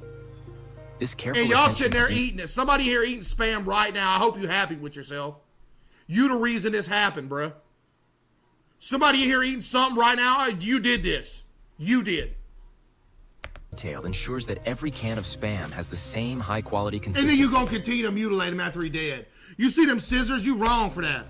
The next step in the Spam production process is the mixing of ingredients. The finely ground pork is transferred into industrial mixers. What is that, ice? Is carefully combined with other ingredients in precise ratios. Ice is added to prevent the friction between the meat and the blades from generating heat that could What? Does that not water down the meat? Alter the quality of the meat. Salt plays a crucial role in preserving the meat. Oh, Bubba, we know.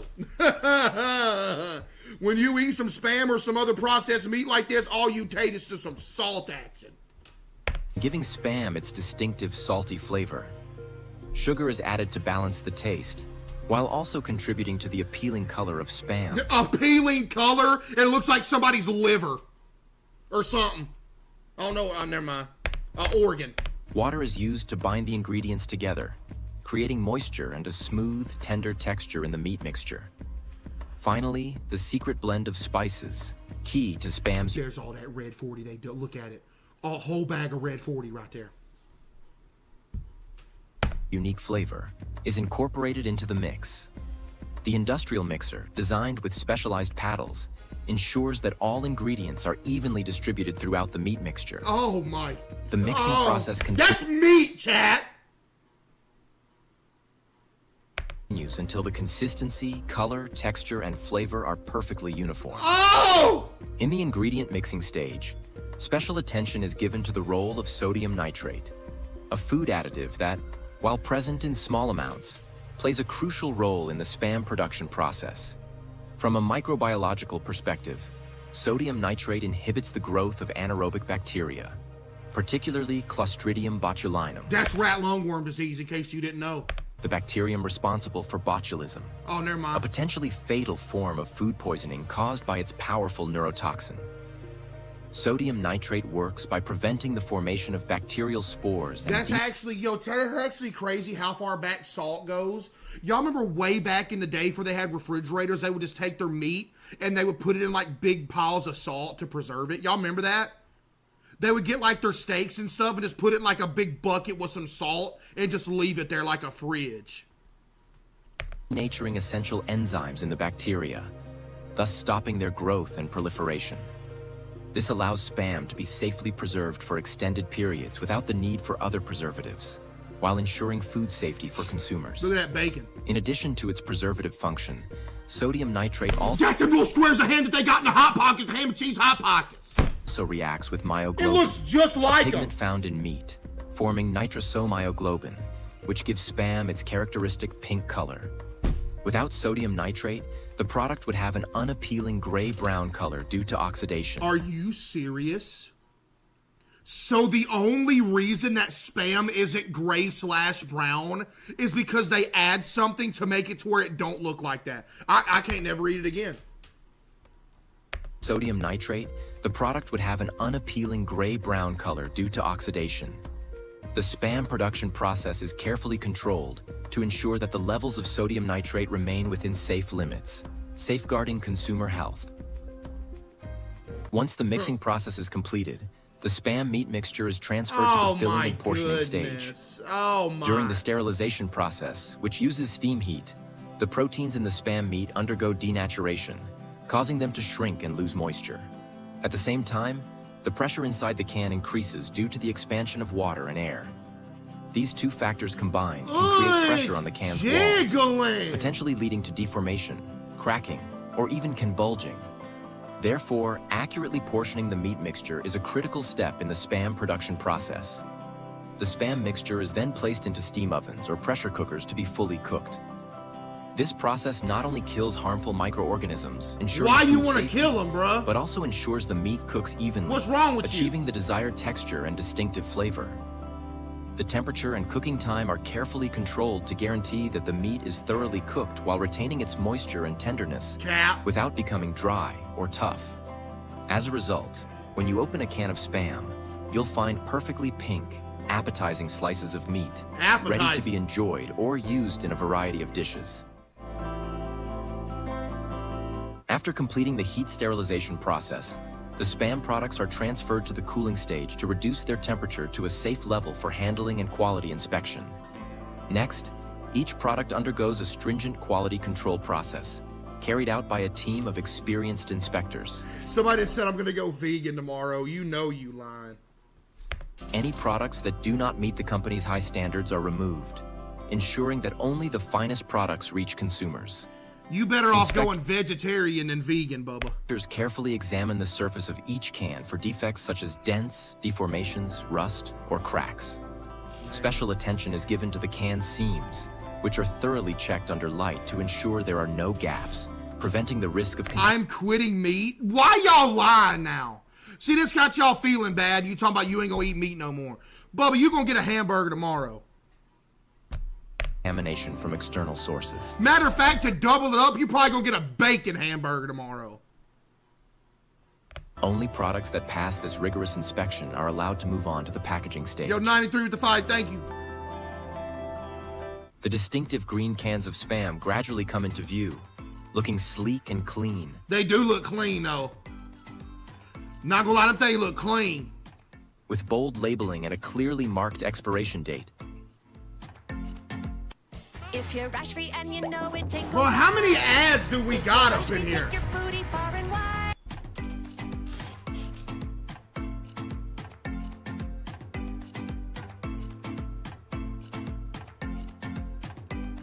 Man, it looked good though, don't it, chat? That dude. The cans and everything look so clean. You might be surprised to learn that a can of Spam can last up to 5 years. Sounds unbelievable, right? That looks so dry. Imagine you go on a long trip and forget about that can of Spam tucked away in the back of your kitchen cupboard. Months pass, and when you return, you open the cupboard to find that can still sitting there. You pop the lid, and miraculously, it still looks fresh and appetizing, as if it were just bought yesterday. Let me share some interesting trivia about Spam with you. Okay. One fascinating fact is that the origin of the name Spam has always been a topic of debate. Everyone seems to have their own theory about where it came from. Some people believe that Spam stands for spiced ham, while others think it could be shoulder of pork and ham. Bro, come on, man. Shoulder of pork and ham? You are trying too hard.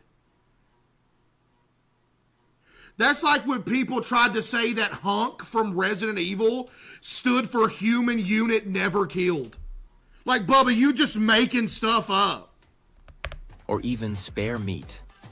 Yet, the strange thing is that Hormel Foods, the producer of Spam, has kept the true origin of the name a secret. Why?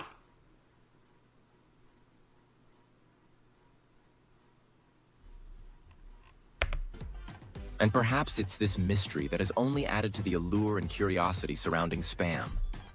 What a legendary name, right? Not no more, because you gatekeeping it for no reason. Here's an interesting fact. What? Spam is especially beloved in South Korea.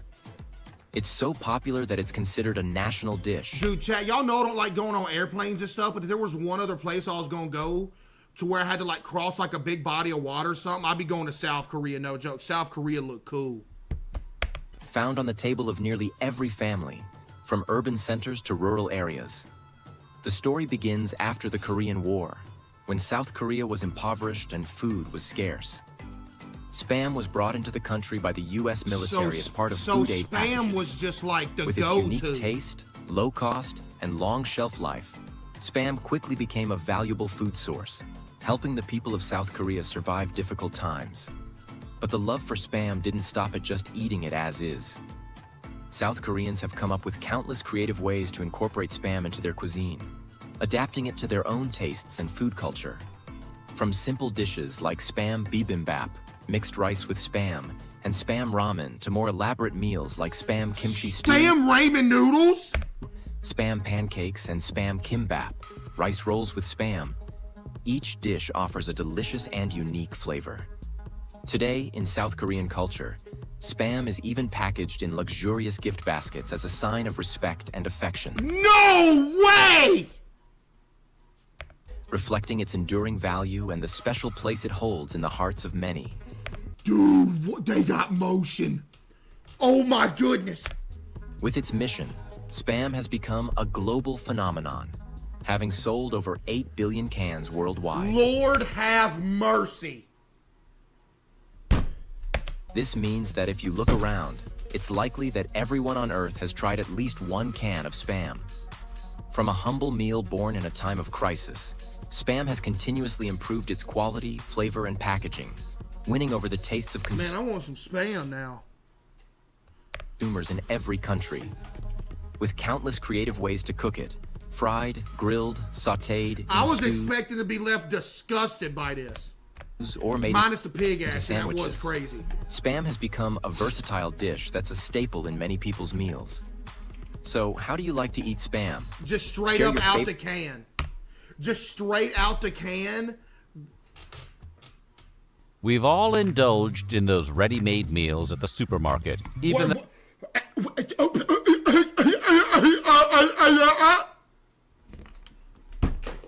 Where is something like this at? I have never in my life seen this. Where do you get this? We've all indulged in those ready-made meals at the supermarket. Even Where can you get this?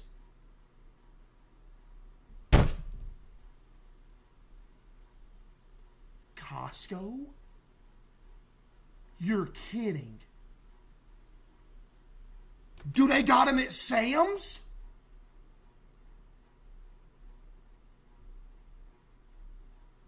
I've been to Sam's. I ain't never been in a Costco. I've been in a Sam's a whole bunch. I ain't never seen this. Dude. though they're usually not the kindest to our wallets. What's this video about? Oh, yeah. Sir, is there a problem? I'm just making sure no one ever has to eat this. But there is one supermarket staple that continues to satisfy both our hankerings and our bank accounts. The rotisserie chicken. These slow-cooked supermarket saviors have been a favorite for frugal... That's a whole bunch of... Oh, dude, that's a whole family. Chicken. That's a whole... Dead. Individual gone. They was all living creatures and they dead now. These slow-cooked supermarket saviors have been a favorite for frugal customers frantically seeking a scrumptious meal. But how are they so affordable? Is there some dark secret behind these tasty birds? Are you vegan? Yes, I am. Well, today we're finding out how rotisserie chickens are so cheap. But before we get started, be sure to subscribe to the Weird History Food channel. After that, leave us a comment and let us know what other mealtime favorites you would like to hear about. How many animals die per week for you? There was one point that there was at least 5 chickens having their life ended only because of me every single week. Because for a long time there, I was eating a rotisserie chicken for lunch at work every day. No joke, I was eating I would go into Walmart, I would get me a rotisserie chicken. There was 5 whole chickens that was living and breathing, dying because I wanted something to eat. I'm a disgusting person. Time to go for a spin. In medieval times, the period, not the restaurant, European citizens ditched the handheld sticks of their primitive forebears in favor of more sophisticated devices. Using hand-cranked levers, Y'all are so wrong for this! medieval cooks spun various meats from above a fire or coal-lit hearth until the food was adequately appetizing. Beef, pork, and roasted duck were popular choices among medieval families. But there was one protein in particular that always seemed to satisfy the lords and ladies of their time, even though Chick-fil-A was a long time coming. In fact, one legend asserts that King Richard the Lionheart got himself into hot water over a rotisserie chicken. According to the story, he was rumored to have ducked into a local dinery for roasted chicken behind enemy lines. The king's enemies, lured by the luxurious odors of fire-cooked fowl, seized the Lionheart at once and arrested him. Worth it. Unlike the French fry, the term rotisserie has its origins in France. The French word rôtir, or to roast, that means rotated, by the way, in case you didn't know, was expanded to rôtisserie. Wait, never mind, I'm wrong. Meaning a restaurant or shop that sells cooked meat. Eventually, Parisian shops began selling skewered and fire-spun birds to the public. And by the late 1400s, rotisserie chicken had become a cultural mainstay. Dude, that's in fact, the most famous emperor in French history was a die-hard rotisserie fan. Prior to his unceremonious exile, Napoleon was said to be incredibly fond of spit-fired poultry. Such an aficionado was Napoleon that when he journeyed to the... That's that dude that said, I'll be home in 3 days, don't wash. The Egyptian capital, he was said to have toted 3 roast chickens along with him. By the 1950s, roasted chicken consumption was gaining traction across the globe. Due to ever-evolving farming techniques, chickens ready for culling... I'm going vegetarian. I can't do it. I'm going vegetarian. I'm going vegetarian. It's so messed up. Dude, that's a chicken leg on a plate!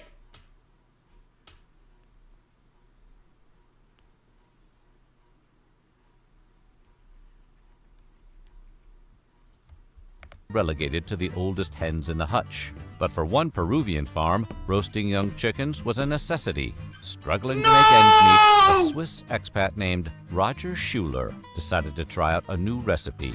Charging just 5 soles for an all-you-can-eat cold-cooked chicken feast, Schuler's farm became a hotspot for diners in the capital of Peru. Around the same time, some 6,000 miles away, a former World War II Navy officer by the name of Ernest Morgado was making his own steak on roast chicken, hawking his teriyaki rotisserie steak. Golly. Chad, is this not kind of crazy? Chad, is this not kind of crazy?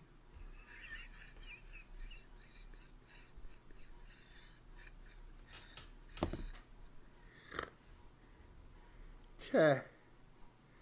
Yo, I'm about to pass out. Hold up. Yo, is this not kind of crazy to y'all?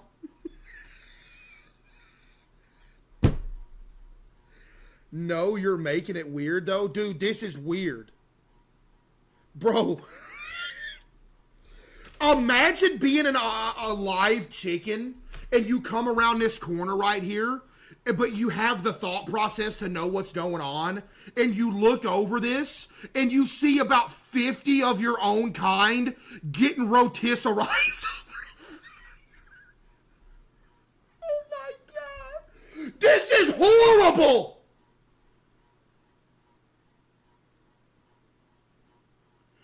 Chad, they out here killing animals and they spin them in circles over a fire.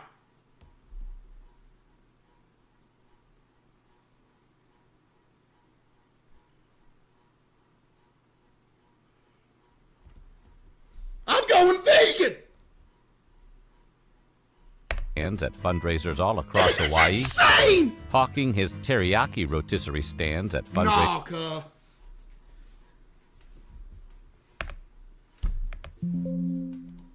all across Hawaii, Morgado's innovations led to a Guinness World Record for hosting the biggest rotisserie bash of all time. With nearly 50,000 pieces of roast chicken served for charity, this Hawaiian take on rotisserie was a clear sign of things to come. Because in 1991, an American country music legend brought rotisserie over to the Atlantic. Debuting in Coral Springs, Florida, Kenny Rogers Roasters was helmed by the titular troubadour and former Kentucky governor. Kenny Rogers? Kenny Rogers Roasters was helmed by the titular troubadour and former Kentucky governor turned KFC CEO, John Y. Brown Jr. Featuring rotisserie chickens by way of wood-fired spits, the chain quickly expanded to hundreds of locations. Somebody said roasters, ... LOL. That's insane. They named it Roasters. Fortunately for the islands in the stream maestro, another U.S. chain was about to take roast chicken to the next level. Originally known as Boston Chicken, this regionally beloved rotisserie spot eventually blossomed into Boston Market, the place you go when you want to spoil yourself with a home-cooked meal on a budget. With a full-blown commitment to bringing rotisserie chickens to Americans, Boston Market expanded from the Northeast to hordes of locations across the country. Known for heavy advertisements and a rapid takeover of quick-service poultry dishes, the folks in Boston had certainly cornered the market, perhaps knowing when to fold them. Man, R.I.P. Kenny Rogers, bro, for real. Golly, man. Kenny Rogers soon shut He got one of the best songs ever wrote. Dude, if you ain't never heard the song The Gambler, bro, you need to go listen to it. That's one of the best songs ever written. If you ain't never heard The Gambler by Kenny Rogers, man. His stateside roasters R.I.P., and shipped his spinning bruh. spits overseas. But as it would turn out, even the mighty Boston Market could be toppled. Burdened with debt due to their franchise crusades, the big Boston soon trembled in the shadow of a brutal competitor. Deciding to cut out the middleman, markets and Dude, groceries. I was grabbing one of them things every day. I can hear the packaging now. They'll be picking it up, going up to the front, getting it. Oh, you here again, huh? Yep, for the 5th time this week. They was recognizing me. Oh, you get another rotisserie? Yes. Yes. Grocery stores got in on the rotisserie action. With better prices, easier access, and a whole new reason to stop and shop, grocery store rotisserie quickly became the new normal. They put 'em in As one of the bags, least dude. expensive options for families perusing the markets, rotisserie chickens are a dependable option for just about anyone. You know what? I do feel like I got to get back. Yo, when I'm dead, literally, honestly, just ship my body to a cannibal community and let me be redistributed like that. Because I've caused so much death eating these animals. I feel like that's the only way I could repay it from eating them, all of them. No joke, you're going to have to cannibalize me when I'm dead. Because that's the only way I'll be able to rest easy. If not, I'm going to haunt everybody when I'm dead. Because, dude, I ate everybody else. I might as well go, you know?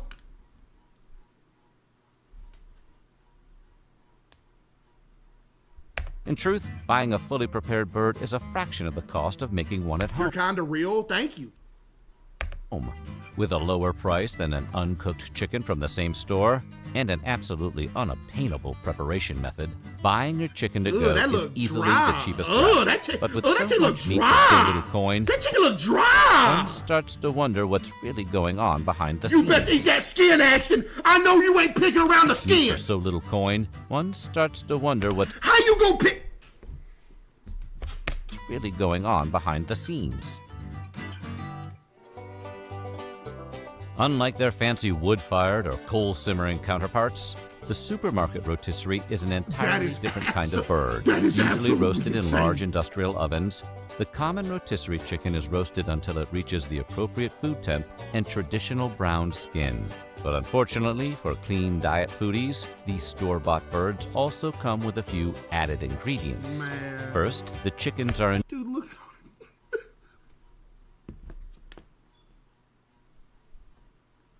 Fly away.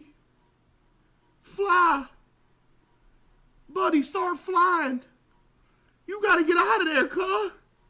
They gonna kill you. Injected with a predominantly saltwater-based No! slurry, in addition to additives including sugar, MSG, and any number of FDA-approved preservatives. Not only does this hot shot of brine keep the chickens plump and moist on the spit, the injection also adds that touchstone savory flavor we so often associate with rotisserie. Ma'am, so while stop. it may not exactly sound appetizing, the end result is magically delicious. Early leaders in the art of supermarket rotisserie, Costco introduced their line of ready-made chickens in 1994. Jack, Costco got motion for real?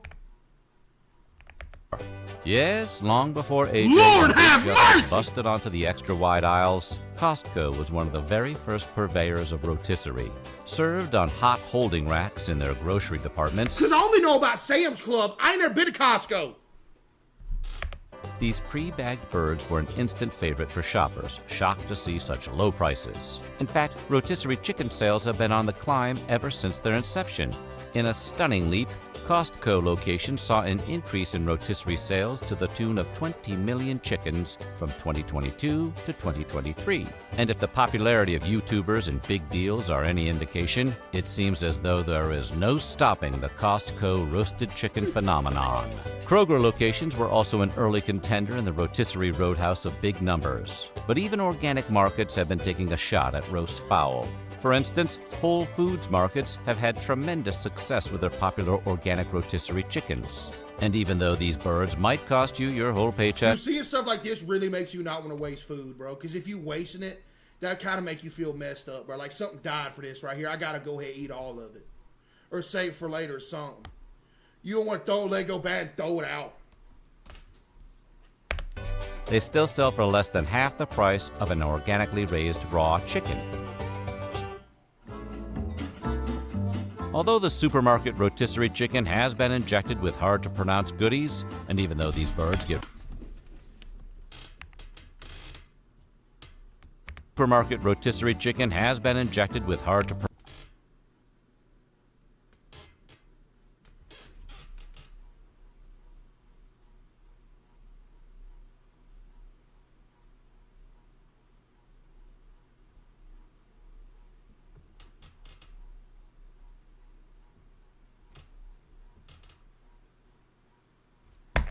goodies, and even though these birds get roasted over decidedly less interesting heat sources, the low-cost aspect usually has little impact on overall quality. As so-called loss leaders, products sold at a loss to lure in customers and hopefully get them to spend more money on other items, rotisserie chickens are a welcome gamble for savvy grocers. Think the Costco hot dog. Hey, we did an episode on that. Somebody Although died for that, rotisserie too. chickens are rarely consumed in-store like the Costco hot dog, unless you're some kind of Kroger Hulk, they still give shoppers one more reason to stop by and grab a few items. Look at all Think them of the rotisserie chicken. chicken as a pile of unlimited bread Ooh, that's that breadstick from Olive Garden, bro. Y'all had the breadstick with Olive Garden? sticks from the Olive Garden, or a free soda refill at the gas pump. Because even though these deep sales and freebies may seem like a dumb decision, retailers know exactly what they're cooking. And for the modern shopper, that's a net positive. Because before Boston markets and grocery stores got a hold of the concept, rotisserie chickens weren't always such a steal. In fact, when Golly. adjusted for inflation, the price of a cooked chicken in the 1970s They was sitting there far more expensive than they rotisserizing are them, today. bruh. Uh-oh.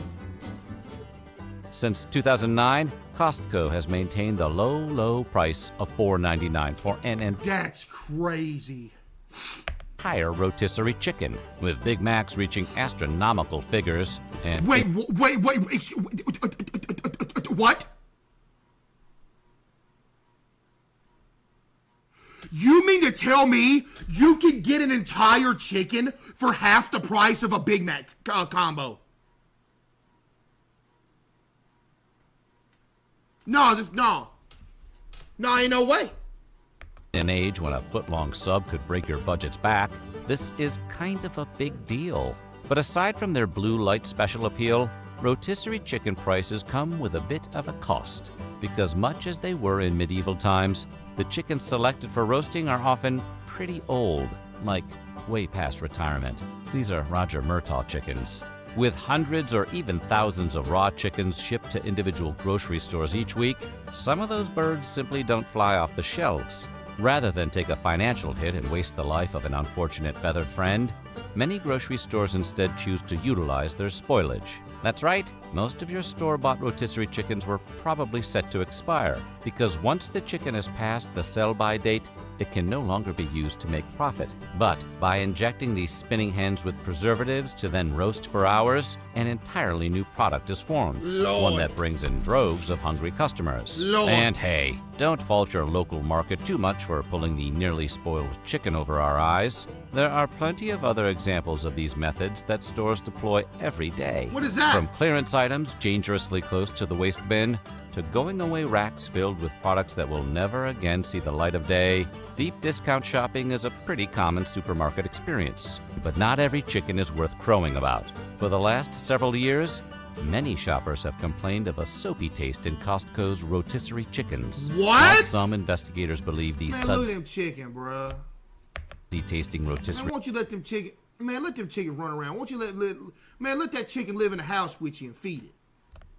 poultry products are the result of poor farming. Others think those pesky additives might be to blame. Sodium phosphate, a substance commonly injected into rotisserie chickens, is known to taste of soap at high levels. So are these slow-cooked Costco birds being amped up with more phosphate than anyone should ever be allowed to ingest? Or have our taste buds simply evolved to suffer cilantro-like consequences? Maybe it's time to cut back on the tisserie. What you saying?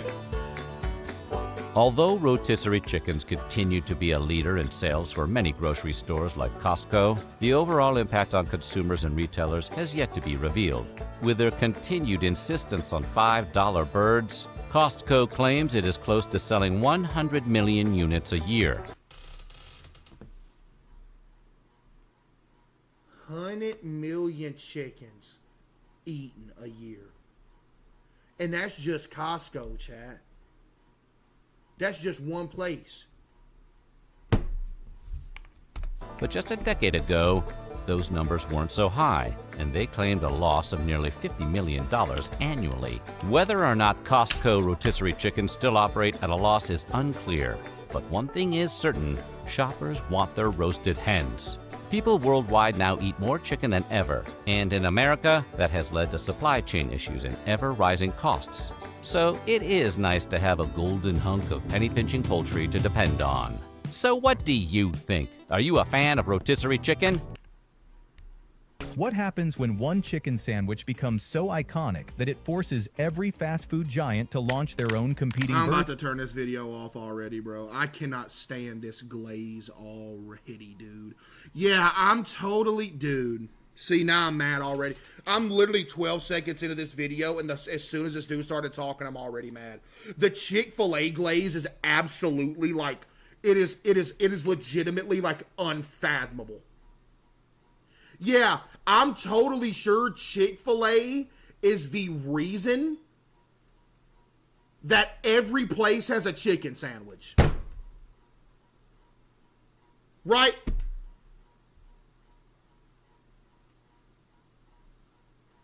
Yo, that's crazy. I'll keep that in mind, madam. Thank you for the 1,000 bits. Which becomes so iconic that it forces every fast food giant to launch their own competing version. Yeah, it forced it. Chick-fil-A's sandwich literally transformed an entire industry. No, it didn't, but okay. Oh, man.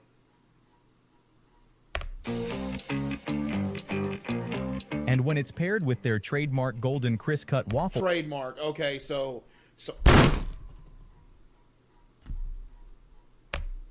fries deliberately shaped to scoop... So yeah, trademark...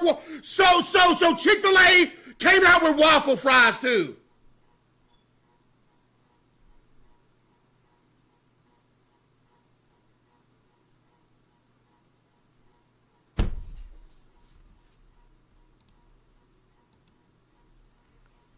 maximum ketchup, it creates one of the most tempting combinations in fast food. Okay, bud.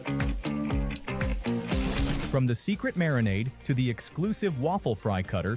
Exclusive waffle fry cutter. Yeah, it's exclusive. Oh, dude, I'm about to...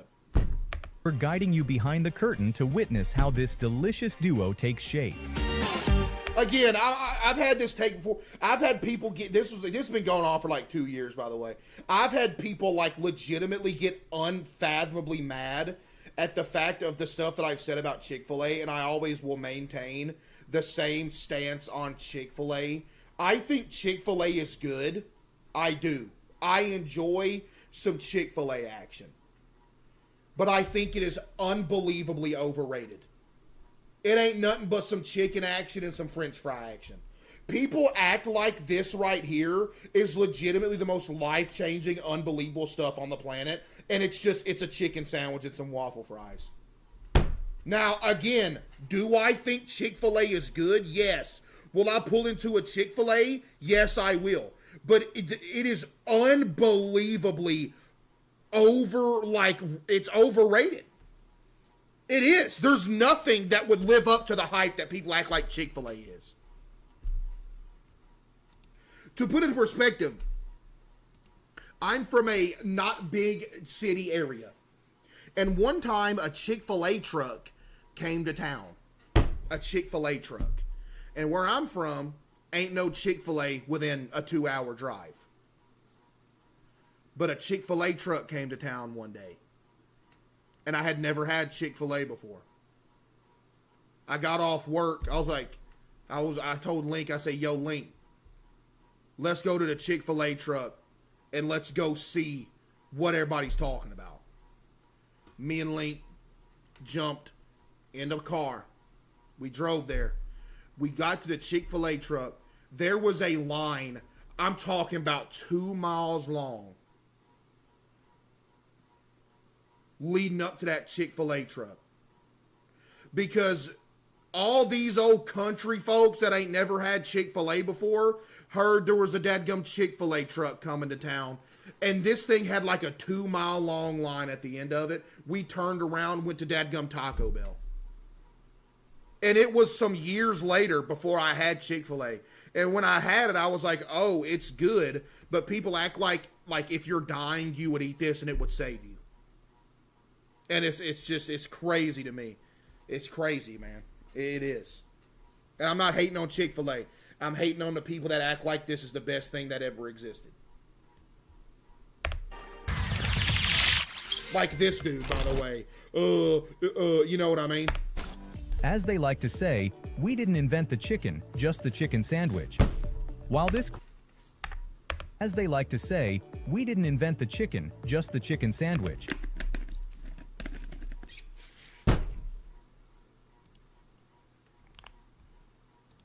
It's going to take the entire stream to get through this video. Who invented the chicken sandwich? Oh my God. No, this is paid off. This is AI. It actually is AI.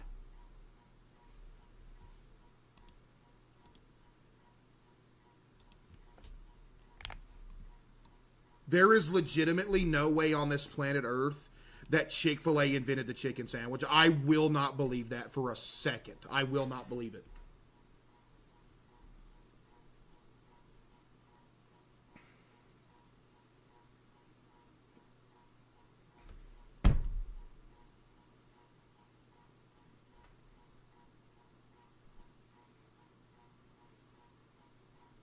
Is this true? This can't be true. But where else would I go? It's paid off. You know what's crazy? You know what's absolutely insane? You might not be wrong, bro. I'm going to keep it a stack with you. I'm going to keep it an absolute stack.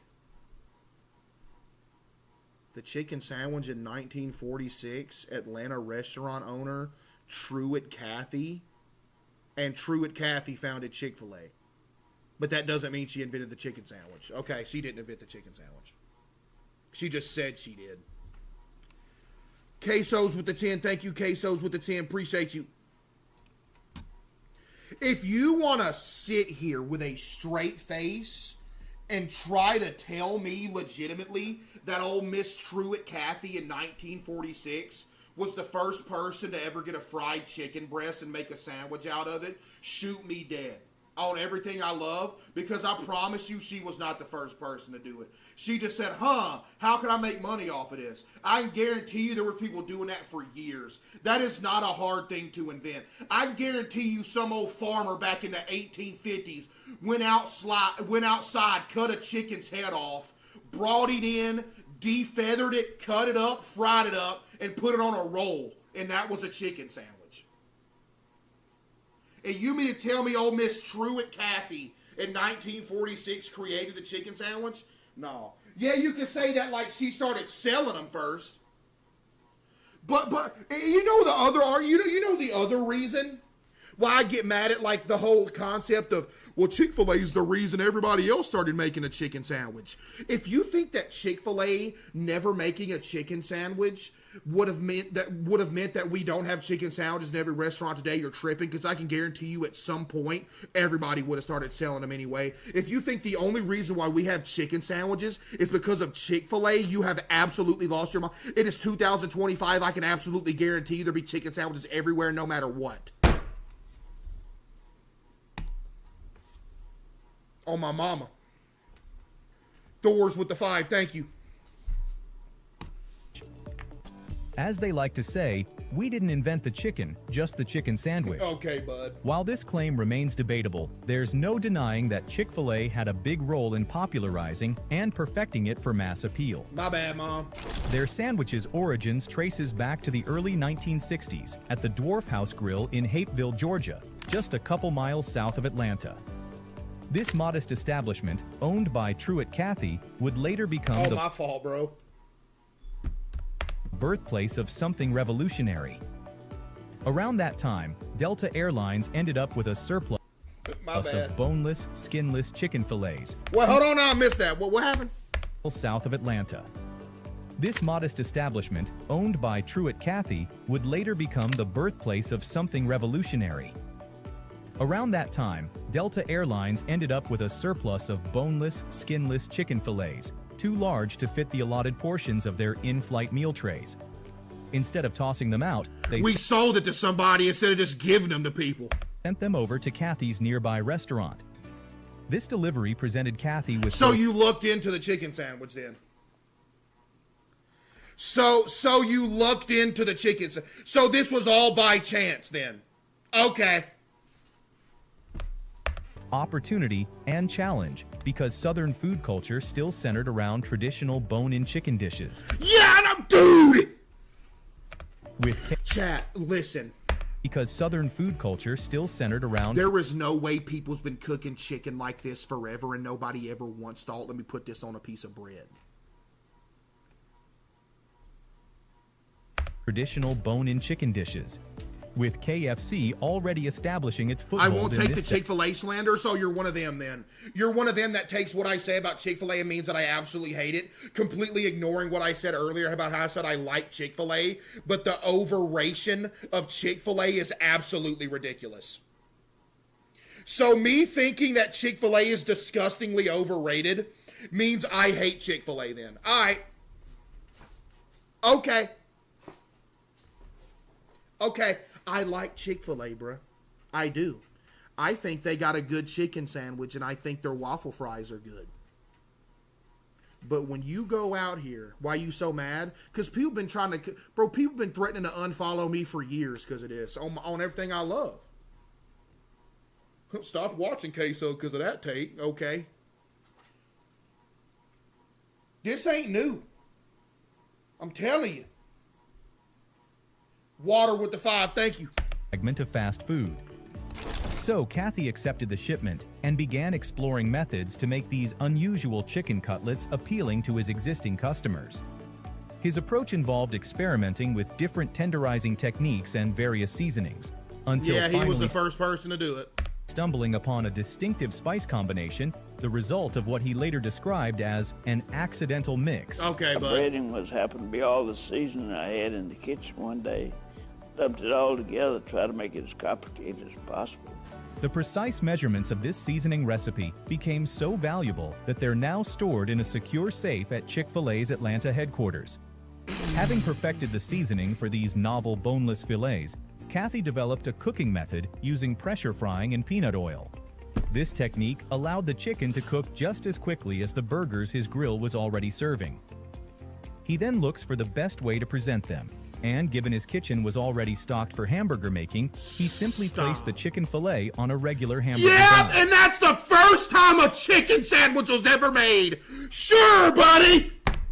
Then tested out various toppings to liven up the Yeah, but sandwich's he invented flavor putting mayo and lettuce on it too. profile. First, he experimented with traditional condiments like mayo, mustard, and ketchup before landing on an unexpected combination of butter and sliced pickles. Okay. The pickles' acidic sharpness created the perfect contrast against the flavorful, seasoned chicken. And voila, Chick-fil-A's... I highly disagree with that, by the way. I think the whole pickle action on a chicken sandwich makes no sense to me. I'm gonna be completely honest with you. I will never understand the pickle action on a chicken sandwich. I don't get it. I don't get what everybody sees in that, bro. I really don't. Every time I get a chicken sandwich, them pickles come off there, dude. I'm so for real. Brooke with the 5, thank you. I really don't understand the pickle. I don't know. Revolutionary chicken sandwich was born. I like pickles. I take the pickles off and eat the pickles, but on the chicken sandwich, it's just weird.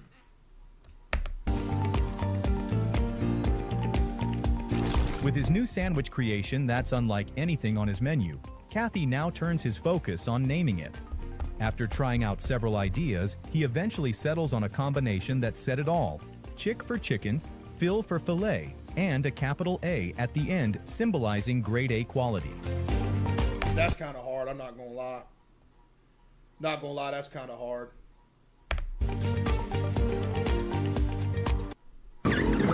Hey, carrots, you're gonna I wake can't the even baby. hate on I gotta that get to work. This is important, sir. I think you're Wait, what is that poll right there?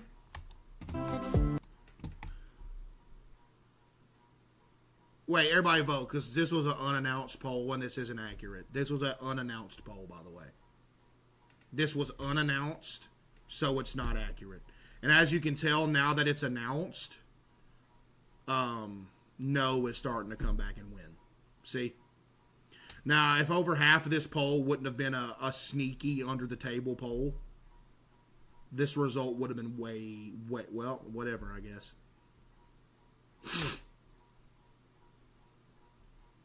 Okay, so it's just a troll. It's just a troll, then.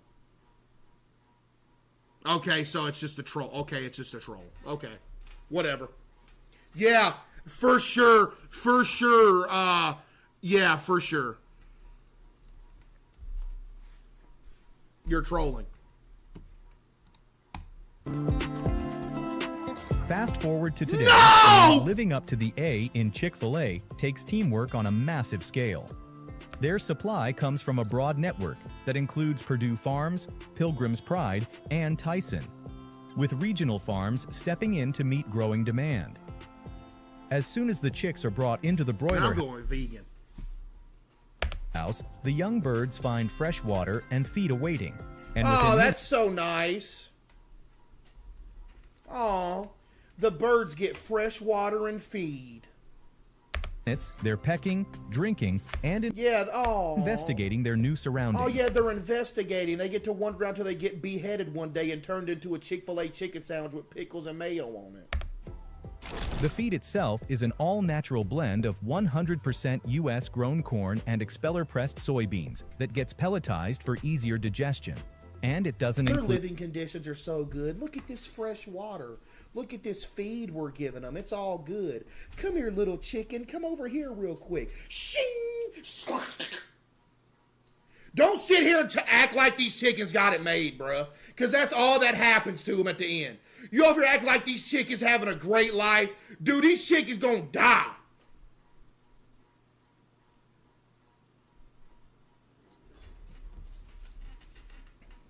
any added steroids, hormones, or antibiotics, substances that are banned in American poultry. Chick-fil-A's chicks are raised to reach an adult weight of only about 4 to 5 pounds, well below the industry's average of 6 to 7. How come? You may have noticed this because their sandwich fillets are smaller, typically around 4 ounces. No, they're not. The company has even stated, "We don't like bigger birds. We like the texture that comes from the smaller bird. We want the tenderness of that Lord meat." have mercy, you are evil. After about 6 weeks, when they've reached the desired weight, the birds are carefully gathered and placed into drawers within transport modules. So careful. Look at The how desired gently. weight, the birds are carefully gathered and placed into drawers within Look transport how gently we're taking them to get their head cut off. modules. The modules are then driven to the nearby processing plant. And what happens? No! Once the live chickens are received, they pass through slow induction anesthesia, are humanely processed, chilled, Yeah, that's humane. and separated for individual portion sales. But since Chick-fil-A exclusively Lord uses have boneless, mercy, we are insane. Oh my God, I'm going vegan for real.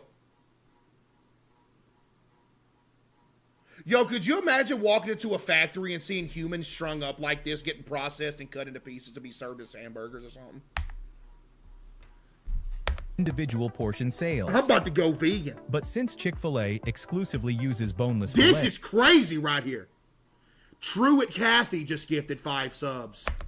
the whole breasts are directed through this line that's specialized to remove the skins and bones.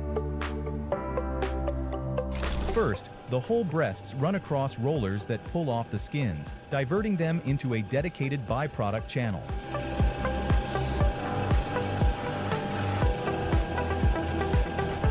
Special automated tools extracts the wishbones.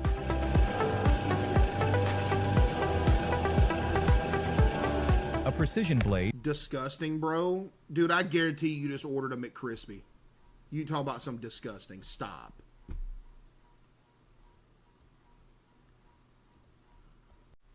Then makes an incision along the keel bone, also called the breastbone.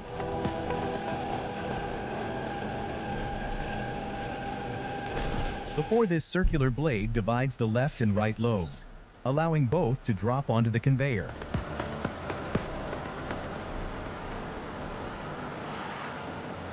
The fillets proceed to a trimming station where workers remove cartilage and other difficult to access areas. They conclude by passing through an X-ray scanner to spot any bone remnants or metal fragments from the processing equipment. Your father knows about saving money.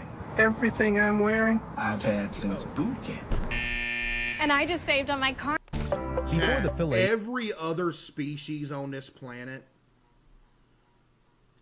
got such bad RNG, dude. Because not only are humans at the top of the food chain, you done found a way to make giant factories to mass produce the meat of another animal. That's unbelievable.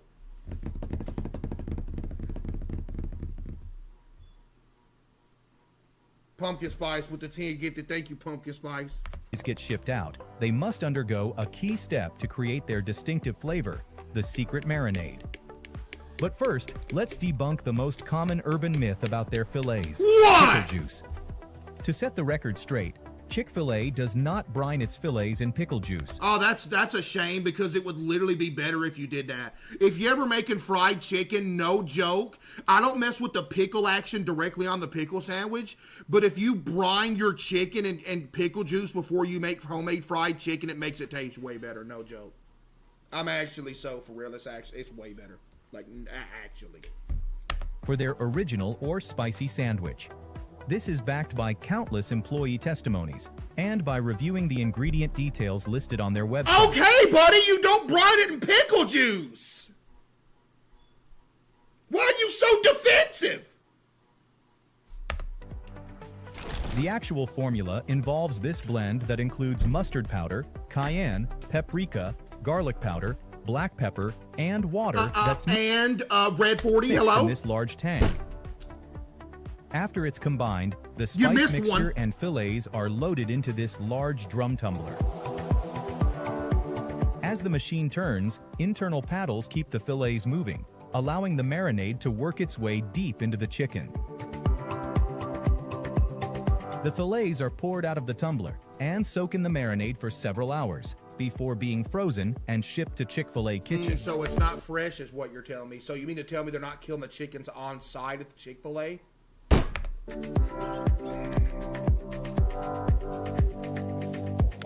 Of course, no Chick-fil-A sandwich would be complete without the other star of the tray, those golden, crisp-cut waffle fries. Hey, big dog.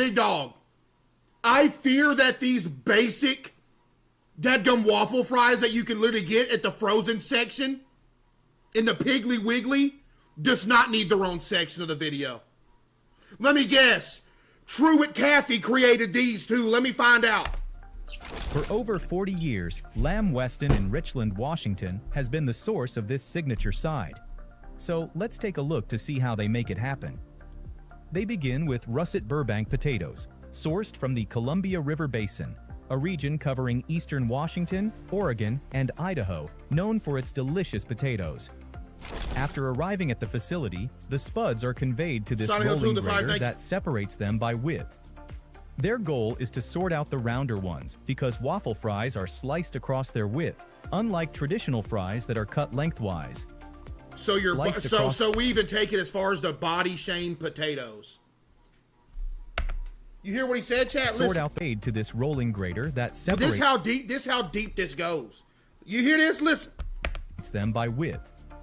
Their goal is to sort out the rounder ones because waffle fries are sliced across their width, unlike traditional fries that are cut lengthwise. Next, the potatoes head down a water slide to wash away the stuck-on soil. Water slide! They then move into this large steam chamber where high heat and pressure loosens the skins. What?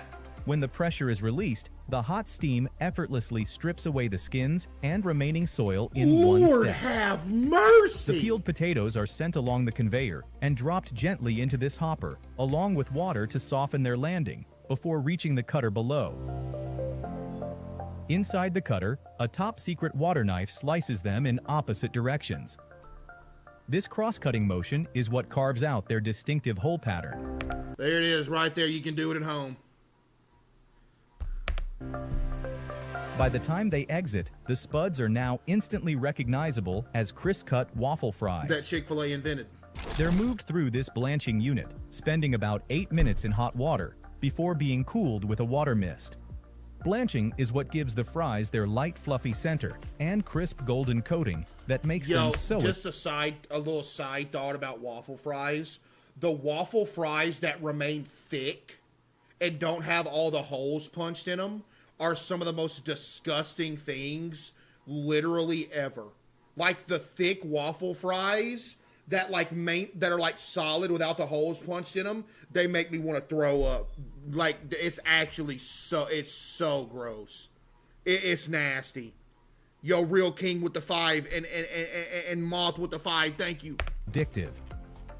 For the last phase, Lamb Weston gives them a partial deep fry at 350 degrees for roughly 1 minute, allowing them to finish cooking in just 2 minutes at the restaurant. That's insane. The fries are then frozen, packed into boxes, Pumpkin spice and shipped with the out to 10, Chick-fil-A's nationwide, ready to hit the fryer. Well, at least they didn't claim When that Chick-fil-A created waffle fries. The latest technology. That's why Team. With the fillets seasoned to perfection and the waffle fries prepped for a quick finish, everything has finally arrived at the Chick-fil-A kitchen. Now let's watch how the team works their magic to bring it all together, starting with the sandwich that started it all. Yeah, Keep bringing it up. Keep bringing it up. We get it! First, the crew retrieves the fillets from the thawing refrigerator. At the dedicated filleting area, they work each fillet by hand, running their fingers through it to separate and break up any tendons. This extra step creates a flatter fillet that cooks more evenly and offers better coverage on the bone. Revolutionary! It also makes the sandwich more appealing to the eye. At the breading station, the fillets are dipped in a milk and egg wash, then laid into seasoned flour. They sprinkle the flour over each piece and press it in firmly, even raising their heels from the ground. Quick reminder, only Chick-fil-A does this. For more pressure. They flip the fillets, repeat the process on the other side, and place the coated pieces into a metal tray. The tray is carried over to the Henny Penny pressure fryers filled with 350-degree peanut oil. They arrange each fillet in a tiered wire basket, so none. Wait, so if you got a peanut allergy, you can't eat here, can you?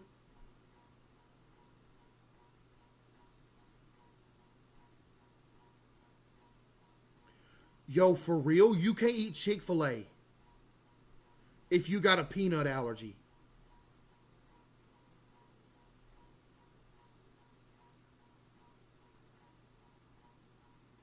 Can you go in there and be like, hey, can I get a non-peanut action chicken sandwich? Dude, that's crazy. Touch during frying. They're dipped once to prevent the fillets from sticking to the basket, then it's fully lowered. The lid is closed and secured with a spin of the handle, and the timer is set. Exactly 4 minutes and 20 seconds later, the fillets come out of the oil, crisp, golden brown, and ready for the bun. Tell us how it's the best chicken fillet you've ever seen, sir, please.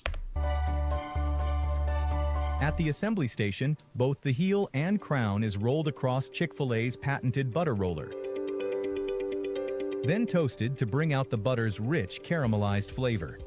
In the toaster that only Two of their signature sliced pickles are added to the bottom bun. They're what sliced pickles? Two of their signature sliced pickles. So not only did they invent the chicken sandwich, they invented cut up pickles like this too, because it's their signature. Pickles are added to the bottom bun and carefully placed so they don't overlap. A freshly fried fillet is laid on top, crowned with the top bun, and the sandwich is slipped into a foil-lined paper bag designed to hold in heat and keep the bread soft. Did they invent that too? I'm so mad. But before taking that first bite, let's not forget about their crispy golden sidekick. Yeah, you can't forget about these. Completes the perfect Quick, meal. tell me how they're the best fries ever! A bag of waffle fries is pulled from the freezer, emptied into the fry basket, and dropped into canola oil heated to 375 degrees. 2 minutes on the timer is all it takes.